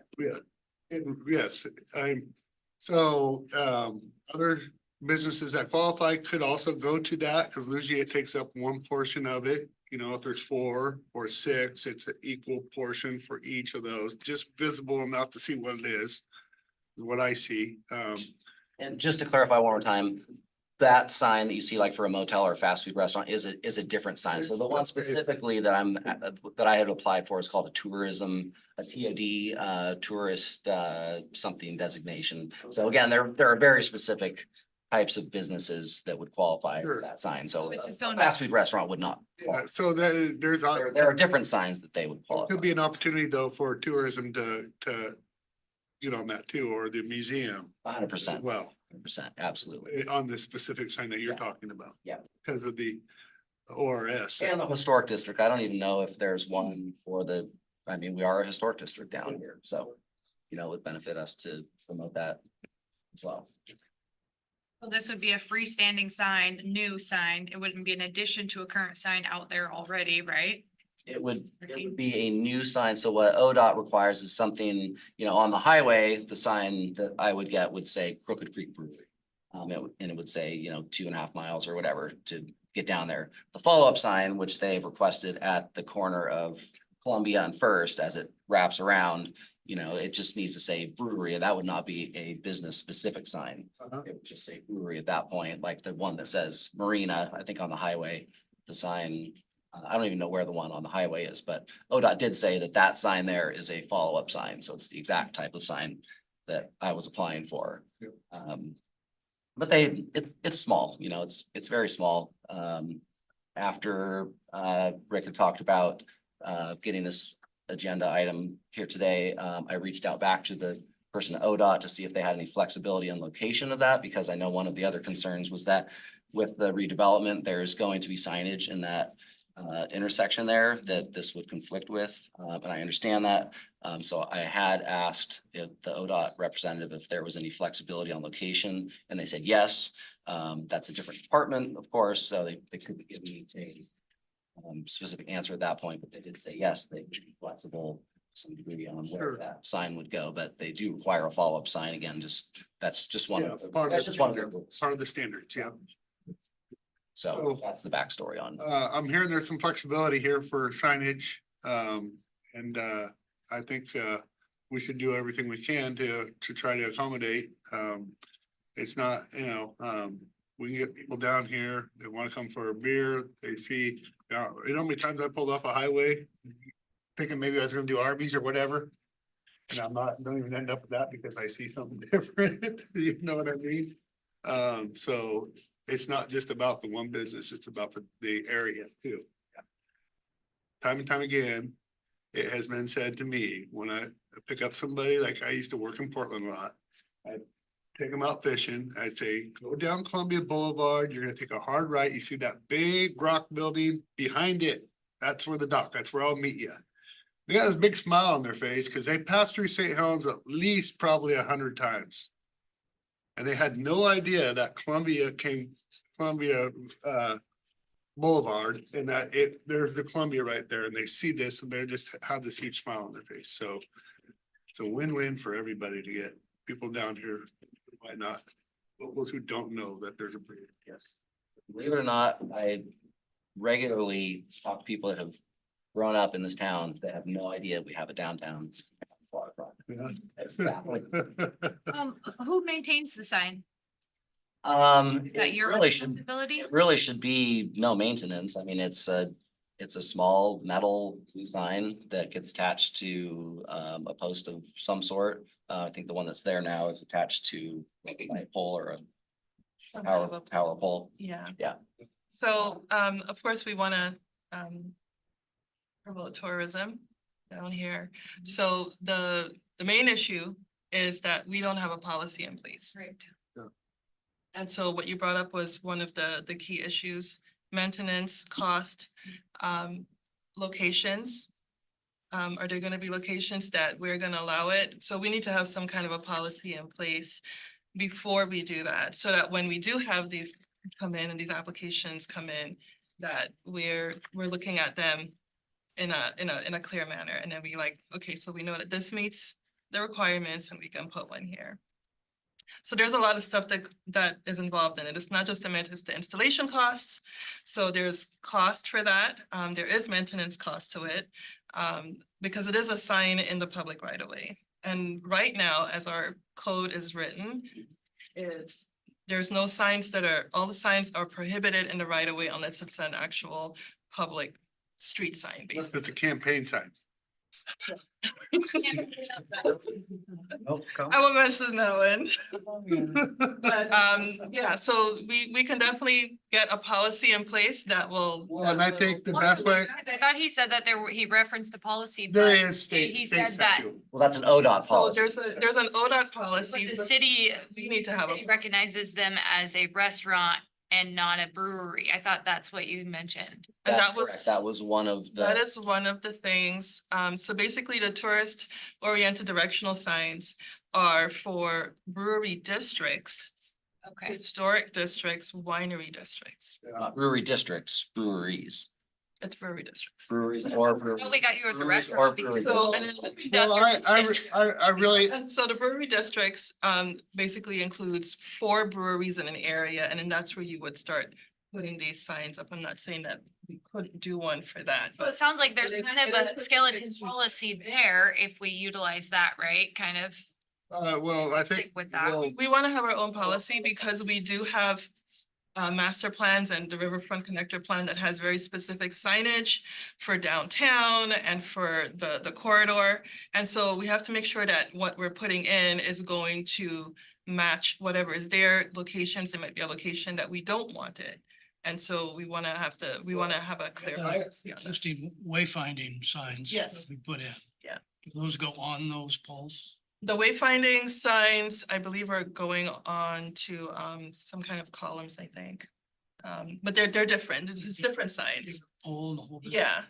They'll look different. They'll be more aesthetic. And these are very, An ODOT specific. sign. These are blue signs with Yeah. white lettering. Right. Yeah. So it's a very different sign. It wouldn't, So you're not We gonna don't add to finding those sign. poles, keep adding well, signs. Exactly. what I would recommend is that we just find some policies out of other cities our size we use. We find something that works, that looks fine, bring it to the council, let's get it going. You know, that's. I think that's it, Mayor. We are very supportive. No We complicated. wanna support the Try to businesses. rewrite it, just go with other cities and what they have and maybe pick 2 and say, I like it, this from this one and this from this one. We can combine those 2 and it's not too complicated. But I don't think we want to complicate it. You know, we Yeah, want again, to but I make would- sense. I would start with ODOT policy, because if you rewrite it Sure. so that it doesn't align with that, then it's gonna be denied. Yeah. Regardless, so it does have to align with the ODOT policy. Absolutely. What is the process for getting a brewery designation on a business license? That's another thing I was wondering about. How Is did that an they, easy fix? how did they? Well, when I followed up with the ODOT representative, I just clarified with them, because I did bring up that argument that the city doesn't recognize me as a brewery, since that's not the location that we brew, and they said that we are indeed a brewery. Okay. Yes, she said we are indeed a brewery. Our license, well, multiple licenses from the Fed level down to the state level. Yeah. Every location is recognized as a brewery. This is a brewery second location here, even if we don't actually brew on site, but it is part of our business as a brewery. So I confirmed that with the ODOT representative that yes, they do recognize us as a brewery. So we have Wayla from CSET that's wanting to comment, and I think I want to invite her in and let Kathy come in, and then also our attorney after that. Sure. Why God, so. Yeah. Yep, so Wella, if you wanna, there you go. Hi there. I know I've talked to Counselor Chilton a little bit about this, and I've met with Jenny Dimshow. We have some Travel Oregon funding to spend this year, and have talked about Main Street and with Dave too about creating some sort of signage along highway, using that funding to do some sort of signage pointing the way to the waterfront. Okay, that's great. So is this something we could all work on together then? And Yes. yes, with our city code, engineering. Could I ask that you guys try to work with Jenny Dimshow, Sharon Drill, and I want to see if there's anything legally. I want to go to Ashley Wygod, our attorney. So- We definitely want to stay Yes, within the yes, parameters yes, since 'cause it I know is she state wants in on funding that this. we're using. So, okay, Ashley, did you hear something that, well, or are you just wanting to help out? Hi, good afternoon, everyone. I just wanted to chime in when I was hearing about signage and we heard about signage a little bit in the public comments that it is just an important issue and also just important to have a clear policy. And so I was definitely supporting the comments that staff and the mayor and you were making about let's look at what other jurisdictions are doing. Let's try to find a simple policy that can be implemented and can be enforced and be clear for people, and that can also just support our businesses so that that's the whole goal, is getting people to where they want to go. So Yes. just was supporting that concept and happy to support, but I think you're going in the right direction. Well, no, we'll ask you just to look over, help, ask for some help too, just because we may be a combo there. So just drawing it up and getting it to us too, because I think we have a good group of people here who are passionate about our city, who want to get people down here to see our beautiful waterfront. And I think that's a good thing. So. And just to throw it out there, the way that the ODOT licensing fee works, it's an annual fee that covers the install of that sign and maintenance. I want to say for the sign I was requesting, and it varies by location and how much visibility it gets, but I want to say it was somewhere in the neighborhood of a little bit under $500 annually. But that just covers the ODOT right away. That covers the ODOT. That's why we have to sign. have So a that was policy here. right. So that was my suggestion, was going to be that the city, along with a policy, implement a fee that would, I wouldn't expect you to cover the cost of that. So. Sure, so. Some sort of a fee that covers the install. Sorry about that. I dropped the 911 card. I was just picking it up. So is this something that we could have maybe by November 5th meeting or whatever it is? I think it's November 6th. Is that too much to ask? So we really want to trying to get it in place by the end of. By the end of I know you're. Bill with her eye. Well, I know Active policy. extremely. It's busy. gonna be very tight. But we have our attorney who is going to help out. We have Willa and Dave that are willing to. And the only parameters on our Travel Oregon funding is that we have to have that spent by end of fiscal year, which is June 30th of 2025. Okay. Well, and Willa, you. Well, that's and why Jenny we're talking trying to about- that's why I'm trying to get policy in place before then. So I think, and fairly, that's a month out, so. Well, Jenny and Willa, I put those two kind of together so they could talk about redoing our Welcome to St. Helens sign, which. Well, and kind of what came with that too is in some conversations too is like, okay, you've welcomed people to St. Helens, but then what? Yeah. And so having something more directional, to say, go to the waterfront this way, or having something that's more permanent, pointing everybody in the right direction. Like it. So, I think we're all fairly flexible, as far as, even if it was after that time, if we did like December December would work better, but I definitely want to have something kind of in place by November 20th, which is our third meeting, the third week of November. And I think that is fair enough to at least. Are we gonna have a policy already in place without public input, or are we wanting to, that's what I'm getting around to. It would have to, it would be an ordinance. Yes, Yes. so that's we have why. to Have the two readings and it would have to have. Well, that's why I was thinking if we could get something scheduled where we're talking about it, just in discussion and giving direction for staff between the 11th and the 15th, even if it was at like 4 o'clock, would that work for you, Dave? I mean, I can make it work, 11:20. but yeah, like November 11th to the 15th, whichever works, we'll let you guys decide, the staff, because we know you're busy, but just, I think an hour should be able to. Ashley, could you see it being more than an hour to try to draw up, I mean, if you're already using some other ordinances from other cities? I mean, An hour of what? of meeting just to get direction on what we want the ordinance to read for the November 20th meeting. No, I think that sounds fine. I think if staff can prepare several different options and you can take a look at them, and seems like that would be a good amount of time. Yes, yep. Okay, all right, not to give you a bunch of work, because I think you can grab a lot of information from other.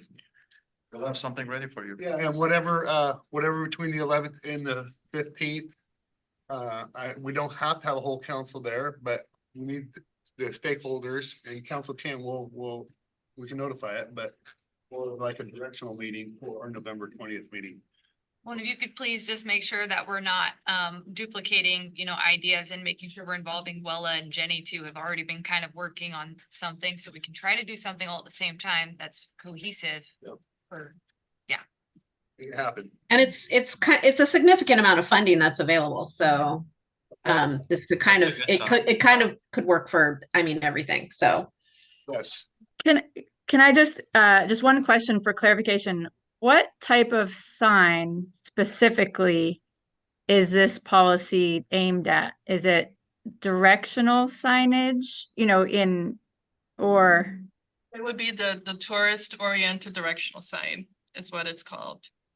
Specific. Okay, A follow-up sign to the tourist Yeah.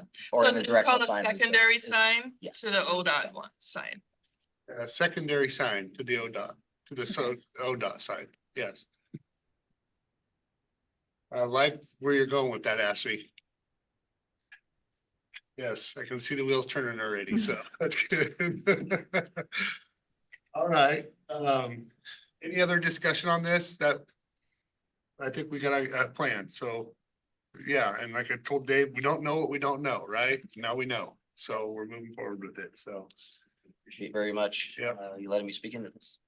thanks, Dave. yeah, thanks. Thanks, Mohammed. Thanks, Aaron. Great presentation, by the way. Thank you. Fabulous. Thank you for all your hard work. Thank you. Yes, Aaron, thank you for all your hard work. Thank you.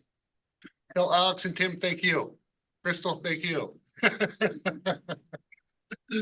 right. That's a big project, though, that waterfront. Yeah. Okay, assignment to voting delegate and alternate for League of Oregon Cities business meeting. So who would like to be the voting delegate? Is everybody going? Besides Russ, Who was the voting delegate last year? it wasn't me, but I've already done it one year. think it was me. Was it you, Mark? Believe it was. Brandon. Yep. Which is a Sunday morning, I think, breakfast. Sunday afternoon. Saturday. Oh, is it Saturday? Oh, yeah, it's Saturday. Okay, Saturday. John knows all there is to know because he's just, right? I think Councilor President Chilton had it on the worst occasion possible where they did roll call voting with the whole membership during COVID. Oh, so, And it took oh, hours. I no. was on the call for a long time, Oh, my God. but I got to say yes Yeah. when they called St. Helens, so. Yes. It was very job. important. I need an alternate too. Oh, yeah, an alternate in case Brandon gets struck by lightning. I can be the alternate. Won't get struck by lightning. And so that also segues into discussion on our meeting for that October, because it is in Bend, which is our next meeting. It has a conflict of interest for us, so Travel day. I'm recommending that we cancel that meeting. Unless we have something between now and then that needs to have a vote. There's no sense in having a meeting. And even at that would just could be a quick meeting on Tuesday if need be. Okay, between now and. A special meeting. Yeah, yeah. So. So if you could put out that we're going to League of Oregon Cities, we're got a lot of tools from that. And that's why the meeting's canceled for the 16th. Okay. All right, well, we're on to our last item and we're almost on schedule, so that's great. Never happens. I know it. Yeah. So report from our city administrator, John Walsh. Yeah, thank you, Mayor. I was gonna thank Dave Lordson while he was here. One of my first comments was gonna be about the Main Street shout out for their the North by Northwest or North by West event they did with the pub thing down here, and just how, you know, all these people working hard to make it happen for one, and then especially when it got towards the waterfront here and people sitting out on patios and being outside, and it's a lot of street life and music playing, and it was just a really good feeling and kind of a sign of things and, you know, what's coming, the future of St. Helens. And if people aren't familiar with that, North by Northwest was the concert series that was put on sponsored by Main Street, but really just helped the businesses in the downtown area. Yep. Everything went really well. Mohammed, Sharon, Tim, Alex and others, Crystal, everybody, is, you know, we've all been working really hard on this waterfront project, and I was reflecting back on, you know, 2013-ish when we first went after the Sustainable Design Assessment team and, you know, competed for this award. You know, we didn't own your property, didn't own the mill site. It was just a dream building out of somebody else's dream of having an overlay for waterfront development there. You know, going back and look, I pulled up an article from 2014 out of the Chronicle, and, you know, talking about bright plans for the future. And it's really moving to watch that come to light. And then yesterday, Was that the purchase? date? no, that we didn't, the 14th was still a big vision for the waterfront. Okay, And yesterday afternoon, just at lunchtime on a whim, I was outside walking, taking it all in, and then ran into Mohammed, and Counselor Morton just kind of appeared out of the, you know, walked up, and we're all just, you know, just really moving to watch all of this activity, the thing, you know, dreams, you know, these visions kind of coming to reality, and, you know, wonderful it's going to be for the future of St. Helens here. You know, and it's rough. The construction makes it difficult. It's really challenging with the parking, but it'll be worth it. It's I wanted to I think, I mean, you hit the nail on the head. I mean, it'll be worth it. And trying to show people the vision, just of coming down those stairs, for instance, that you're gonna see the waterfront. You're not gonna be blocked by a building. There's a road with that little bulbous drop-off point there that feeds into a sidewalk that goes into the park at that alignment. It's very important that people know that all that was discussed, and the parking. Yeah, the vision was that the Veneer property is the economic heart of St. Helens since mid 1800s. I mean, probably further back. And it's gone, right? So we need to rebuild the core. And so all of these little high-end improvements are about rebuilding the core and building that economic base that's going to spin off of that to the next generation. And, it's happening. It's wonderful. Yeah. Feel really good about it. And congratulations to Lisa Scholl on her award distinction and the Oregon Association of Recorders. Kathy's been reporter of the year. I had the same award 10 years ago. Okay, 10 years ago, you've served your term through the chair of the board, and Lisa's taken hers. Gloria's was president of OMAR. Yep. HOFA, just coming off presidency, so getting a little bit of reprieve from that. Mohammed's in a Public Works Association kind of capacity, right? That serving the profession. You know, I've been on the League of Oregon Cities board, coming off of that, still staying on the, you know, the policy committees, the important policy committees, as far as the energy and environment. So it's such an important thing, and I'm It really is very important. honored to be a part of that committee and be the vice chair of that committee. But, you know, our staff's doing a lot of good things. We have a great staff, and really proud of everybody. Halloween obviously underway. It's, you know, it's a transition year, so things are a little bit different, got a late start. Treadway's doing their best with the tools they have to work with, the space they have to work with. The light show they've done is really, really nice. Just basically trying to get through this year to, yeah, and move to the next. Talk about the timber bid. As part of our budget, we talked about a timber harvest. Just Monday after the council deadline, I got a proposal back from Mason Bruce Gerard, Brent. Timber prices are up about 10%, and we'd like to get authorization to proceed with the bid.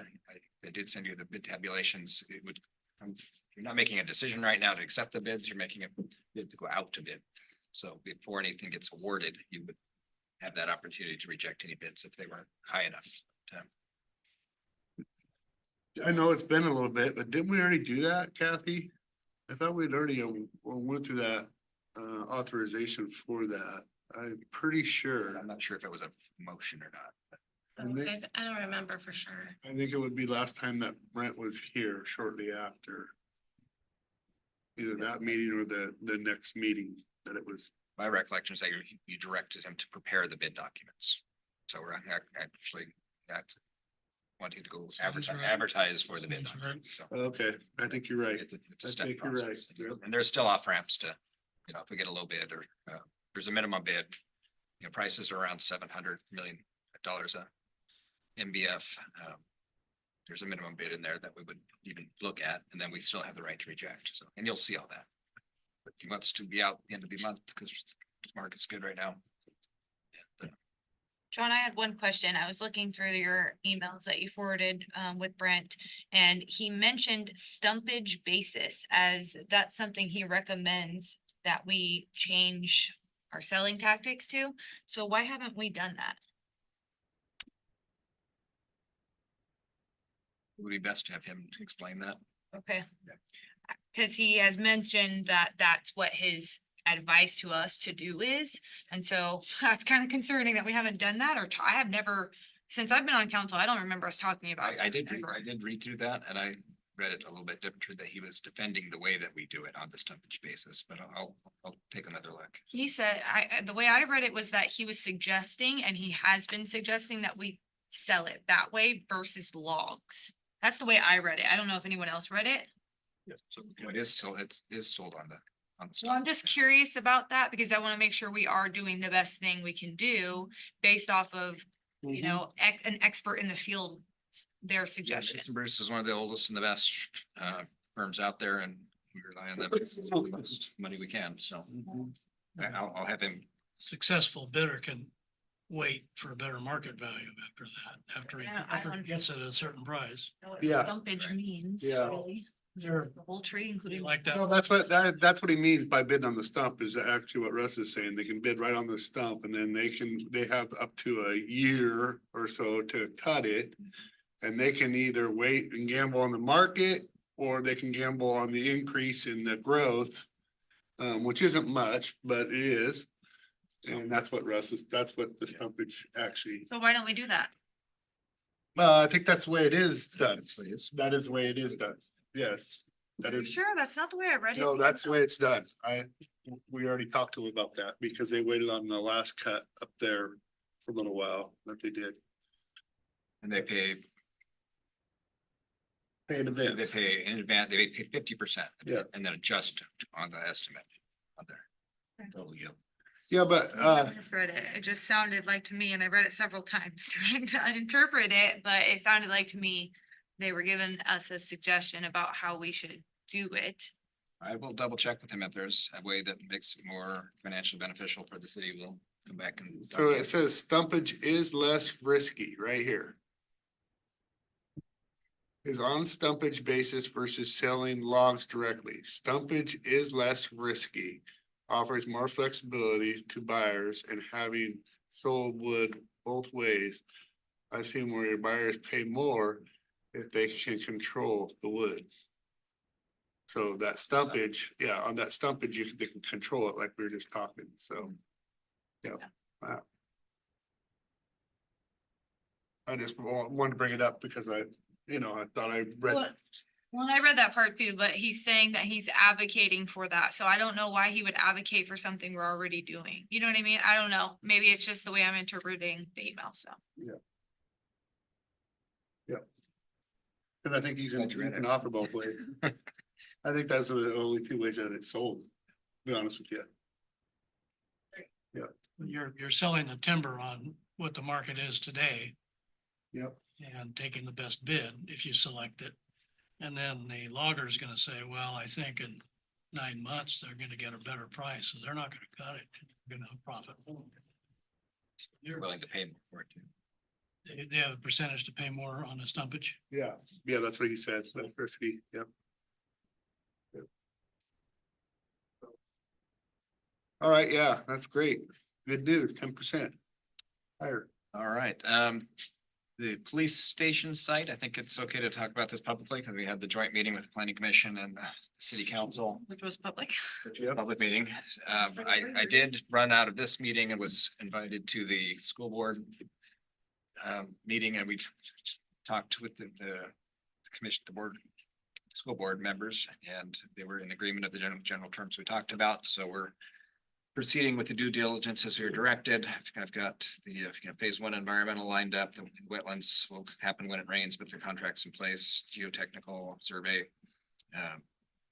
Everything's just lining up with that.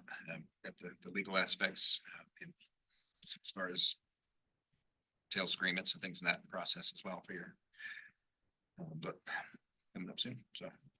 Great. And Millard Road, the earnest money has been deposited. Just a quick update on that. The prospective buyers working through the land use process to get to a preliminary plan. That's when once they have preliminary plan approval, that's the milestone for selling the property. So do we have a time limit on that, though?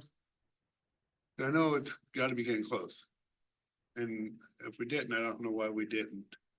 There was a couple of extensions relating to getting some boring to drill underneath the creek there for the water line, a couple of 10 days. They couldn't line the people up right, but that was until they made their earnest money deposit. They have an earnest money deposit and it goes through the land use process, which isn't in play, so.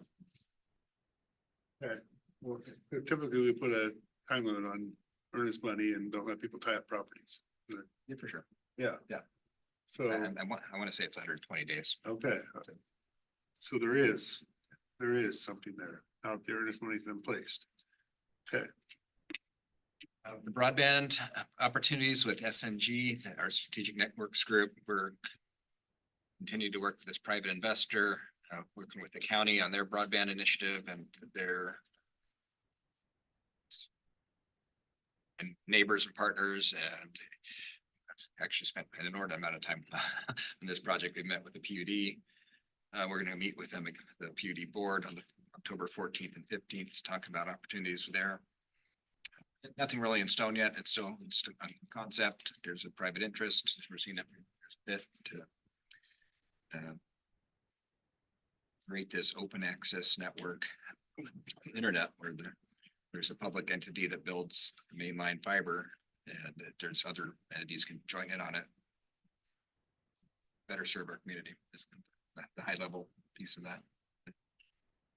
so just as long as our work collaborates with the other work, that's all I'm worried about. It does, yep. And it's really about this private investor having a critical mass, enough customer That's base. right. to make- That's really what make it's it about, possible. and also allows us to get the funding federally too, without both those works together. That was part of it. Project Arcadia, been spending some time getting the information they need. Everything's just going along well. They've had structural engineers. We've been out touring the machines. Maintaining site security. They're maintaining site No, security? we are, because we're still on the are still- property. We're okay. still on the hook for that. I was just curious about that part. That's still. Problematic. It's pretty quiet. Yeah, there was one other, we caught somebody out there. They did do listen to one of the storm pumps, but they've fixed it and armored it and doing the best we can. When are we looking at when are we looking at them, the decision being made? They had 90 days, so it's sometime, they hope to be sooner than November. What's coming up? Yeah, it's coming up. So far, green lights, so. The PGA substation parcel, we're been meeting with Gohar and his team on. Part of the creation of this lot with Arcadia is that we're also gonna create the PGA 5 acre lot through a boundary line process that Jacob's working on. And there's conversations around that. We won't, it'll still be under city ownership, but so we have to deal with the PG. So it's still a 5 acre site because we're going for the bigger, It's still, no, it's a 300 by 500. It's the initial site, yeah, 4.3, I think. but we originally talked about 5 acre because it would be 100 megawatt transformer. PG is talking about a 50 megawatt transformer. Okay. It should serve need, and actually it serves it without an upgrade to just working through the St. Helens substation and not running the Arborton line out 20 some miles. So that's really good news, so. Okay.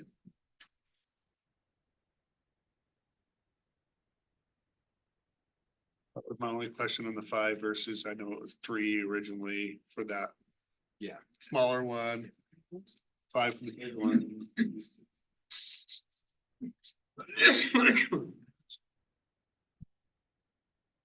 I was just It's a wondering. lot. I mean, it's a lot, unless we get a data center or something like that, which we. Dyno Nobel runs on 10. All of Dyno Nobel. Substantial unless we had 10 something come in megawatts. that was Yeah. really gonna draw. Cascade, I think, was at 20. I think the full propane was maybe a little more than 20 And I megawatts. think they're using 8.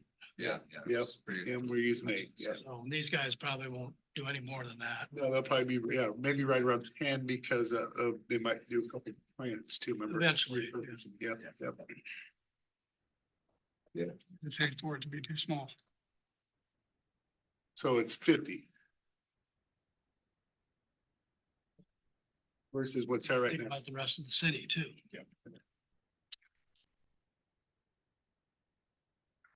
Trying to recall a statistic that Gohar shared with us about the over 50 megawatt load is like 99.9, so it's 99. Very, very few businesses use that much energy. Yeah, and we're competing with AI and all that. Over power. The whole world is. We need to go mini nuclear. And sustainable energy. So we had a nice presentation by Mohammed and Sharon and others about the streets and utilities, but I didn't talk much about the Riverwalk project right there. If you go out there today, you'll see the 6-foot cantilevers framed out there to go over the top of the gaming basket walls. The 2 retaining walls are formed and just about, they're inspected and just waiting for the contractor to pour. But it's really taking shape. And, Good. Tim, Where's my rocky beach? That's down ways. is in the future. Wait, I'm dreaming about it. I'm waiting for it.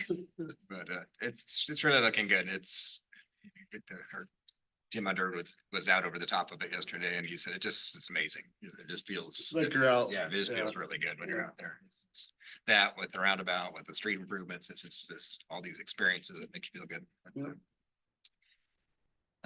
Last Friday, we had a sit down with a developer interested in doing a block of development here adjacent and mixed use commercial on the ground floor, 2 to 3 stories of residential above. About 55 units residential, like 6 units commercial's kind of clear story, two story. Pretty exciting. Got us pretty excited about, what that would mean to bring. It's about a $15 million potential build. But it would, 15? about 15. Pretty good. Yeah, it's good. It'd be really meaningful for the urban renewal district, being that it's city owns property and it has a low, whatever increment that comes on as a tax base is gonna be fully taxed and really energize the urban renewal agency budget What are and they expand. talking about, oh, Yeah, I was gonna say what property? we know the mill property, but what parcel? the big block, the block right next to, We know what property. between Wapama and Tualatin and Strand on inland, so in Kirsten's, so it's not on the water side. So it's the whole block and it's fronted with parking in the middle. We just had a building massing study, but pretty exciting. We've we've done requests for proposals in the past, requests for qualifications, trying to entertain developers. This is one of those same developers, and do we? I'm not asking publicly if you want to move forward. I'm just saying we're interested. Mayor talks a lot about return on investment. You know, some of the public-private partnership relationship is kind of a give and take, where your developers building public improvements, the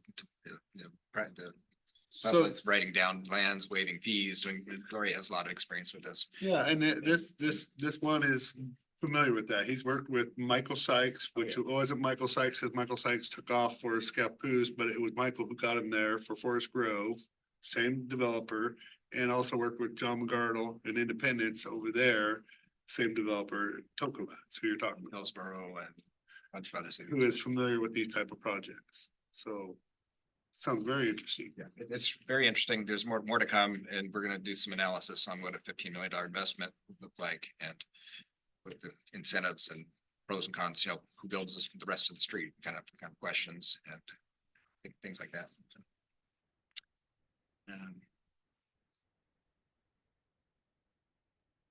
Just gonna go over the agenda for the council over here. Council, we did the drop boxes, did the establishing a credit card has to be in Gloria and I's.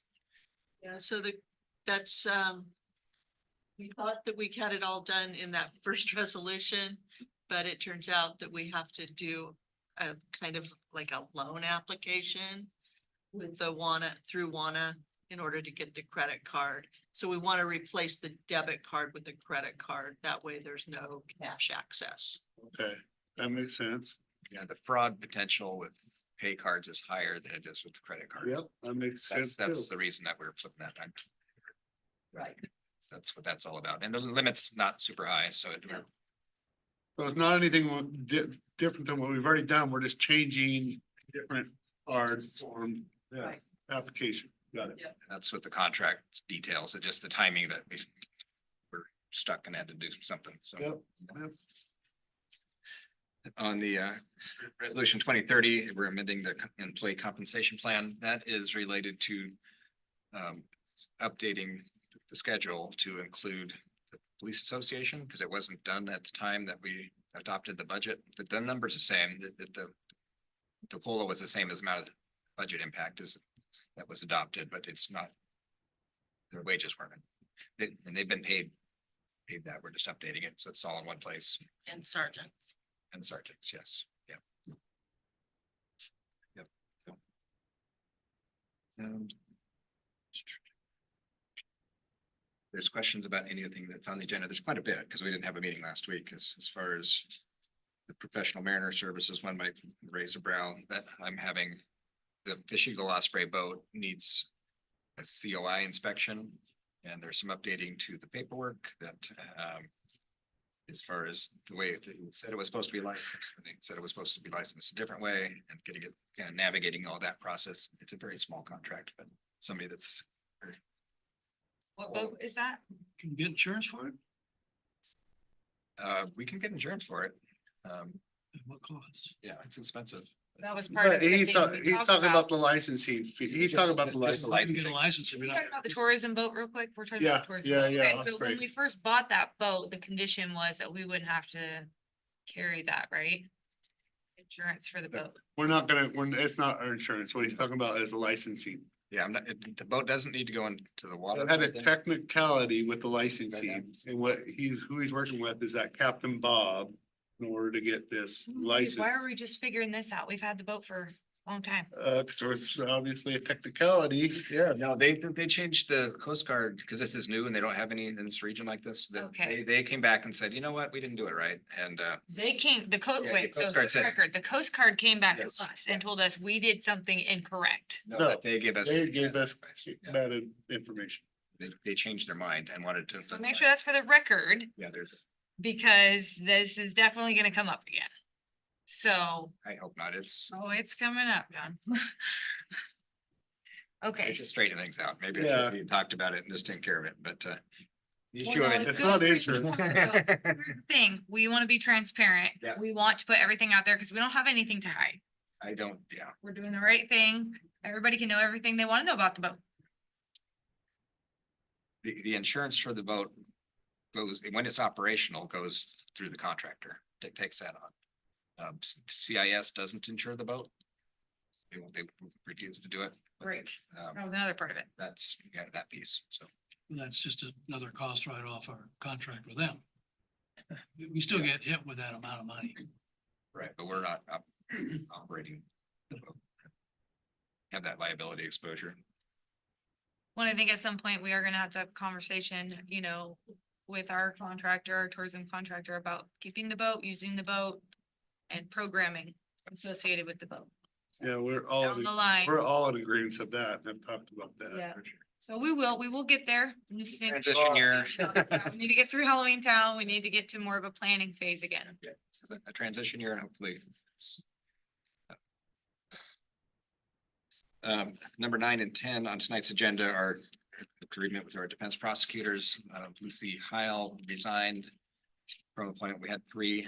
They're basically splitting up a portion of their fee. The judge would like to do this to increase their fee by $500 each. So Like someone resigned, is that what you just said? Lucy Heil is one of our 3 defense prosecutors in the court. And the workload's still there. So the You two- resigned though. 2 others. Give her a raise. We did, yeah. She went. Yeah. Anyway, sorry to see her go, but the other 2 are serve us well. So we're not gonna replace that position right now, No, we're just splitting up the a duties. portion of that, their salary and giving them more, assigning them more work. Okay, It still saves, Still cost savings. still costs. got it. In the work will still get.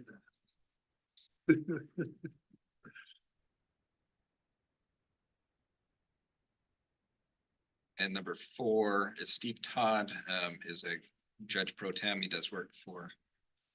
We have Judge Lindgren, Aaron Martin is our judge, pro tem judge. Back up, there's a case that they're hearing that both of them are not available for, so we had to reach out to this Stephen Todd to serve that role. You'll see that on for ratification, because I signed it because we knew for last week, so very qualified judge. That's it. Good. Any other questions for John on the agenda? I should probably talk about library makerspace and Yes. and some strategic planning is another thing I want to talk about. So the Columbia Economic Team, Colpac, is moving out of the space at the library or Columbia Learning Center. And it's creating a vacancy right there that they're looking for to fill that position. Looking for me to add? I'd like to put that as an action agenda to talk about for the next session. Yeah, Suzanne's here as well. So they're actively marketing the site to users that might help offset some of the costs for the building. Yeah, I think it's a great idea. Forward. You want to talk a little more about it, Susan? Sure. So the foundation board, as John said, is looking for tenants. And one of the proposals that the foundation board made last week when they met was that the city take on that rent, which would be maximum about $9,500. Excuse me, that's right. Yeah. No, $9,000 a year. And their proposal would be that that part of that space be used by the library to expand the makerspace, which would allow us to start, move our fiber works over there and fiber art. We have a spinning wheel, lots of interest in sewing. You'd probably know about the Quilting Guild, and there's other groups that are using that space as well, or would like to be using that space. So it'd give us space to move those materials over there and then give us more space for the other equipment. As you probably know, when you've been in there, it's a little tight right now, so it would allow us to really expand, which would be super helpful. So would it allow you to like lease to these people? I mean, if we took the responsibility of that, would it give you the option to say the Quilting Guild, you can have this for this month or whatever you want to do, because you're doing a couple classes or whatever? Is that what you're looking at? Well, the way the foundation board would like to arrange it would be for a long-term lease, so the city would lease that space and then use it Yeah. for whatever purpose the city might need. And then again, the proposal is that. And it's a pretty decent space for $9,500. That's not, I mean, that's. Did we get that right, Mr. Gunderson? I'll go back and look at my notes. Yeah, I don't want to answer. I'll go back and look at my notes. It's a dollar a square foot. I'll have that for the meeting tonight. Probably Clarify. $1 square foot annually. Yeah. No, it's handling. I'm so sorry, I don't have that number. I'll have it for. Yeah. Suzanne, does that space connect with the current makerspace? Is there? Yeah, that the wall that's between those spaces is a folding wall. So it would be one wide open space then, one space. I mean, I'm not sure if this is, are we gonna talk about this another time, or is this the time to talk about it? Well, I would need to know more information about it before I talk about like a cost. Okay. Just real quick. I have concerns about it, but I don't wanna keep going down a rabbit hole if we're gonna bring it up again for discussion. It's a total of 903 square feet. Rent would be $1 a square foot negotiable. Yeah. So you're right in there. Yeah, 900. 900 a Or month. 950, I mean, unless you got your numbers. It would be 950 a month. Right, that's right, that's right. Previous tenants were quite a bit less. So. That means CET. Yeah, and as Counselor Gunderson said, the foundation said they would be willing to negotiate that rate. They would really like to have the city in that space. Yeah, it's. I don't know. Let's get a price on it and let's, yeah. I'll have that, I'll pull the bullet points that I sent around. Make sure you all have them by the. Everybody. And I guess a little more information on what it would serve and how it would serve and, you know, cause. Yeah, all that has to be accounted for. Yeah, absolutely. Yep. And what's unique is a lot of people don't understand is that the building itself is the library's building through the foundation. The library maintains it. We The foundation, own the city will own the building in 2035. yes, Between now and then, the foundation owns. that's the right, building. yes. And they're asking us to lease, the foundation is asking us to lease. The rest of the space in that building.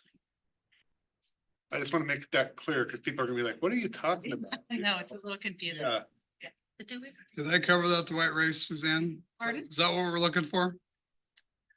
What we were talking about, me bringing it up. Yes, Okay, thank you. Wasn't quite sure how that all worked. okay, yeah. okay. So we'll have more for our next All right. meeting. I'll check with Kathy and Counselor Gunderson about what you'd like me to bring to the meeting this evening. Yeah. So it's another thing, I won't say the last thing, hopefully it's the last thing. This is about the time of year historically when Rachel was working that we would, on our 2-year cycle of strategic planning, that we would be looking ahead to doing a strategic planning exercise towards fall, November. And we've done it November after the election?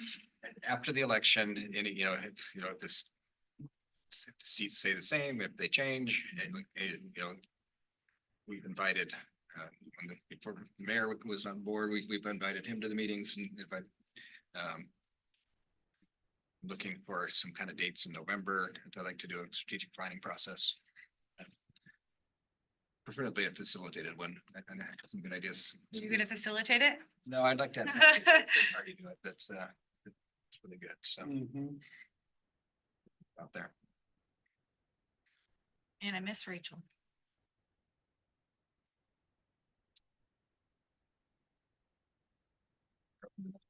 Sounds good. Yeah, I wondered if we couldn't roll the one meeting out of it into another meeting, if it's not, you know. For the 11th through the 15th, John, have those. No, all the counselors have to be there for, I hope there. no, not for this, So, for the other one, the signage. The signage is already the 11th yeah. through the 15th. Okay. And we have a meeting on the 6th, the 20th, and then the following week is Thanksgiving. yeah, it could be into mid-December too. Yeah, so I'm just looking at dates, so. Yeah, December might be a good month because it's a little bit slower month. It's the holidays. It's a Yeah. good time to like do something a little bit different than regular. So wind down, start new kind of thing. yeah, Yeah. but I was just looking, every week was kind of. November's gonna be busy, yeah. Okay, Yeah, that's it. all right. So we have any executive session stuff? No, okay, with that, we got a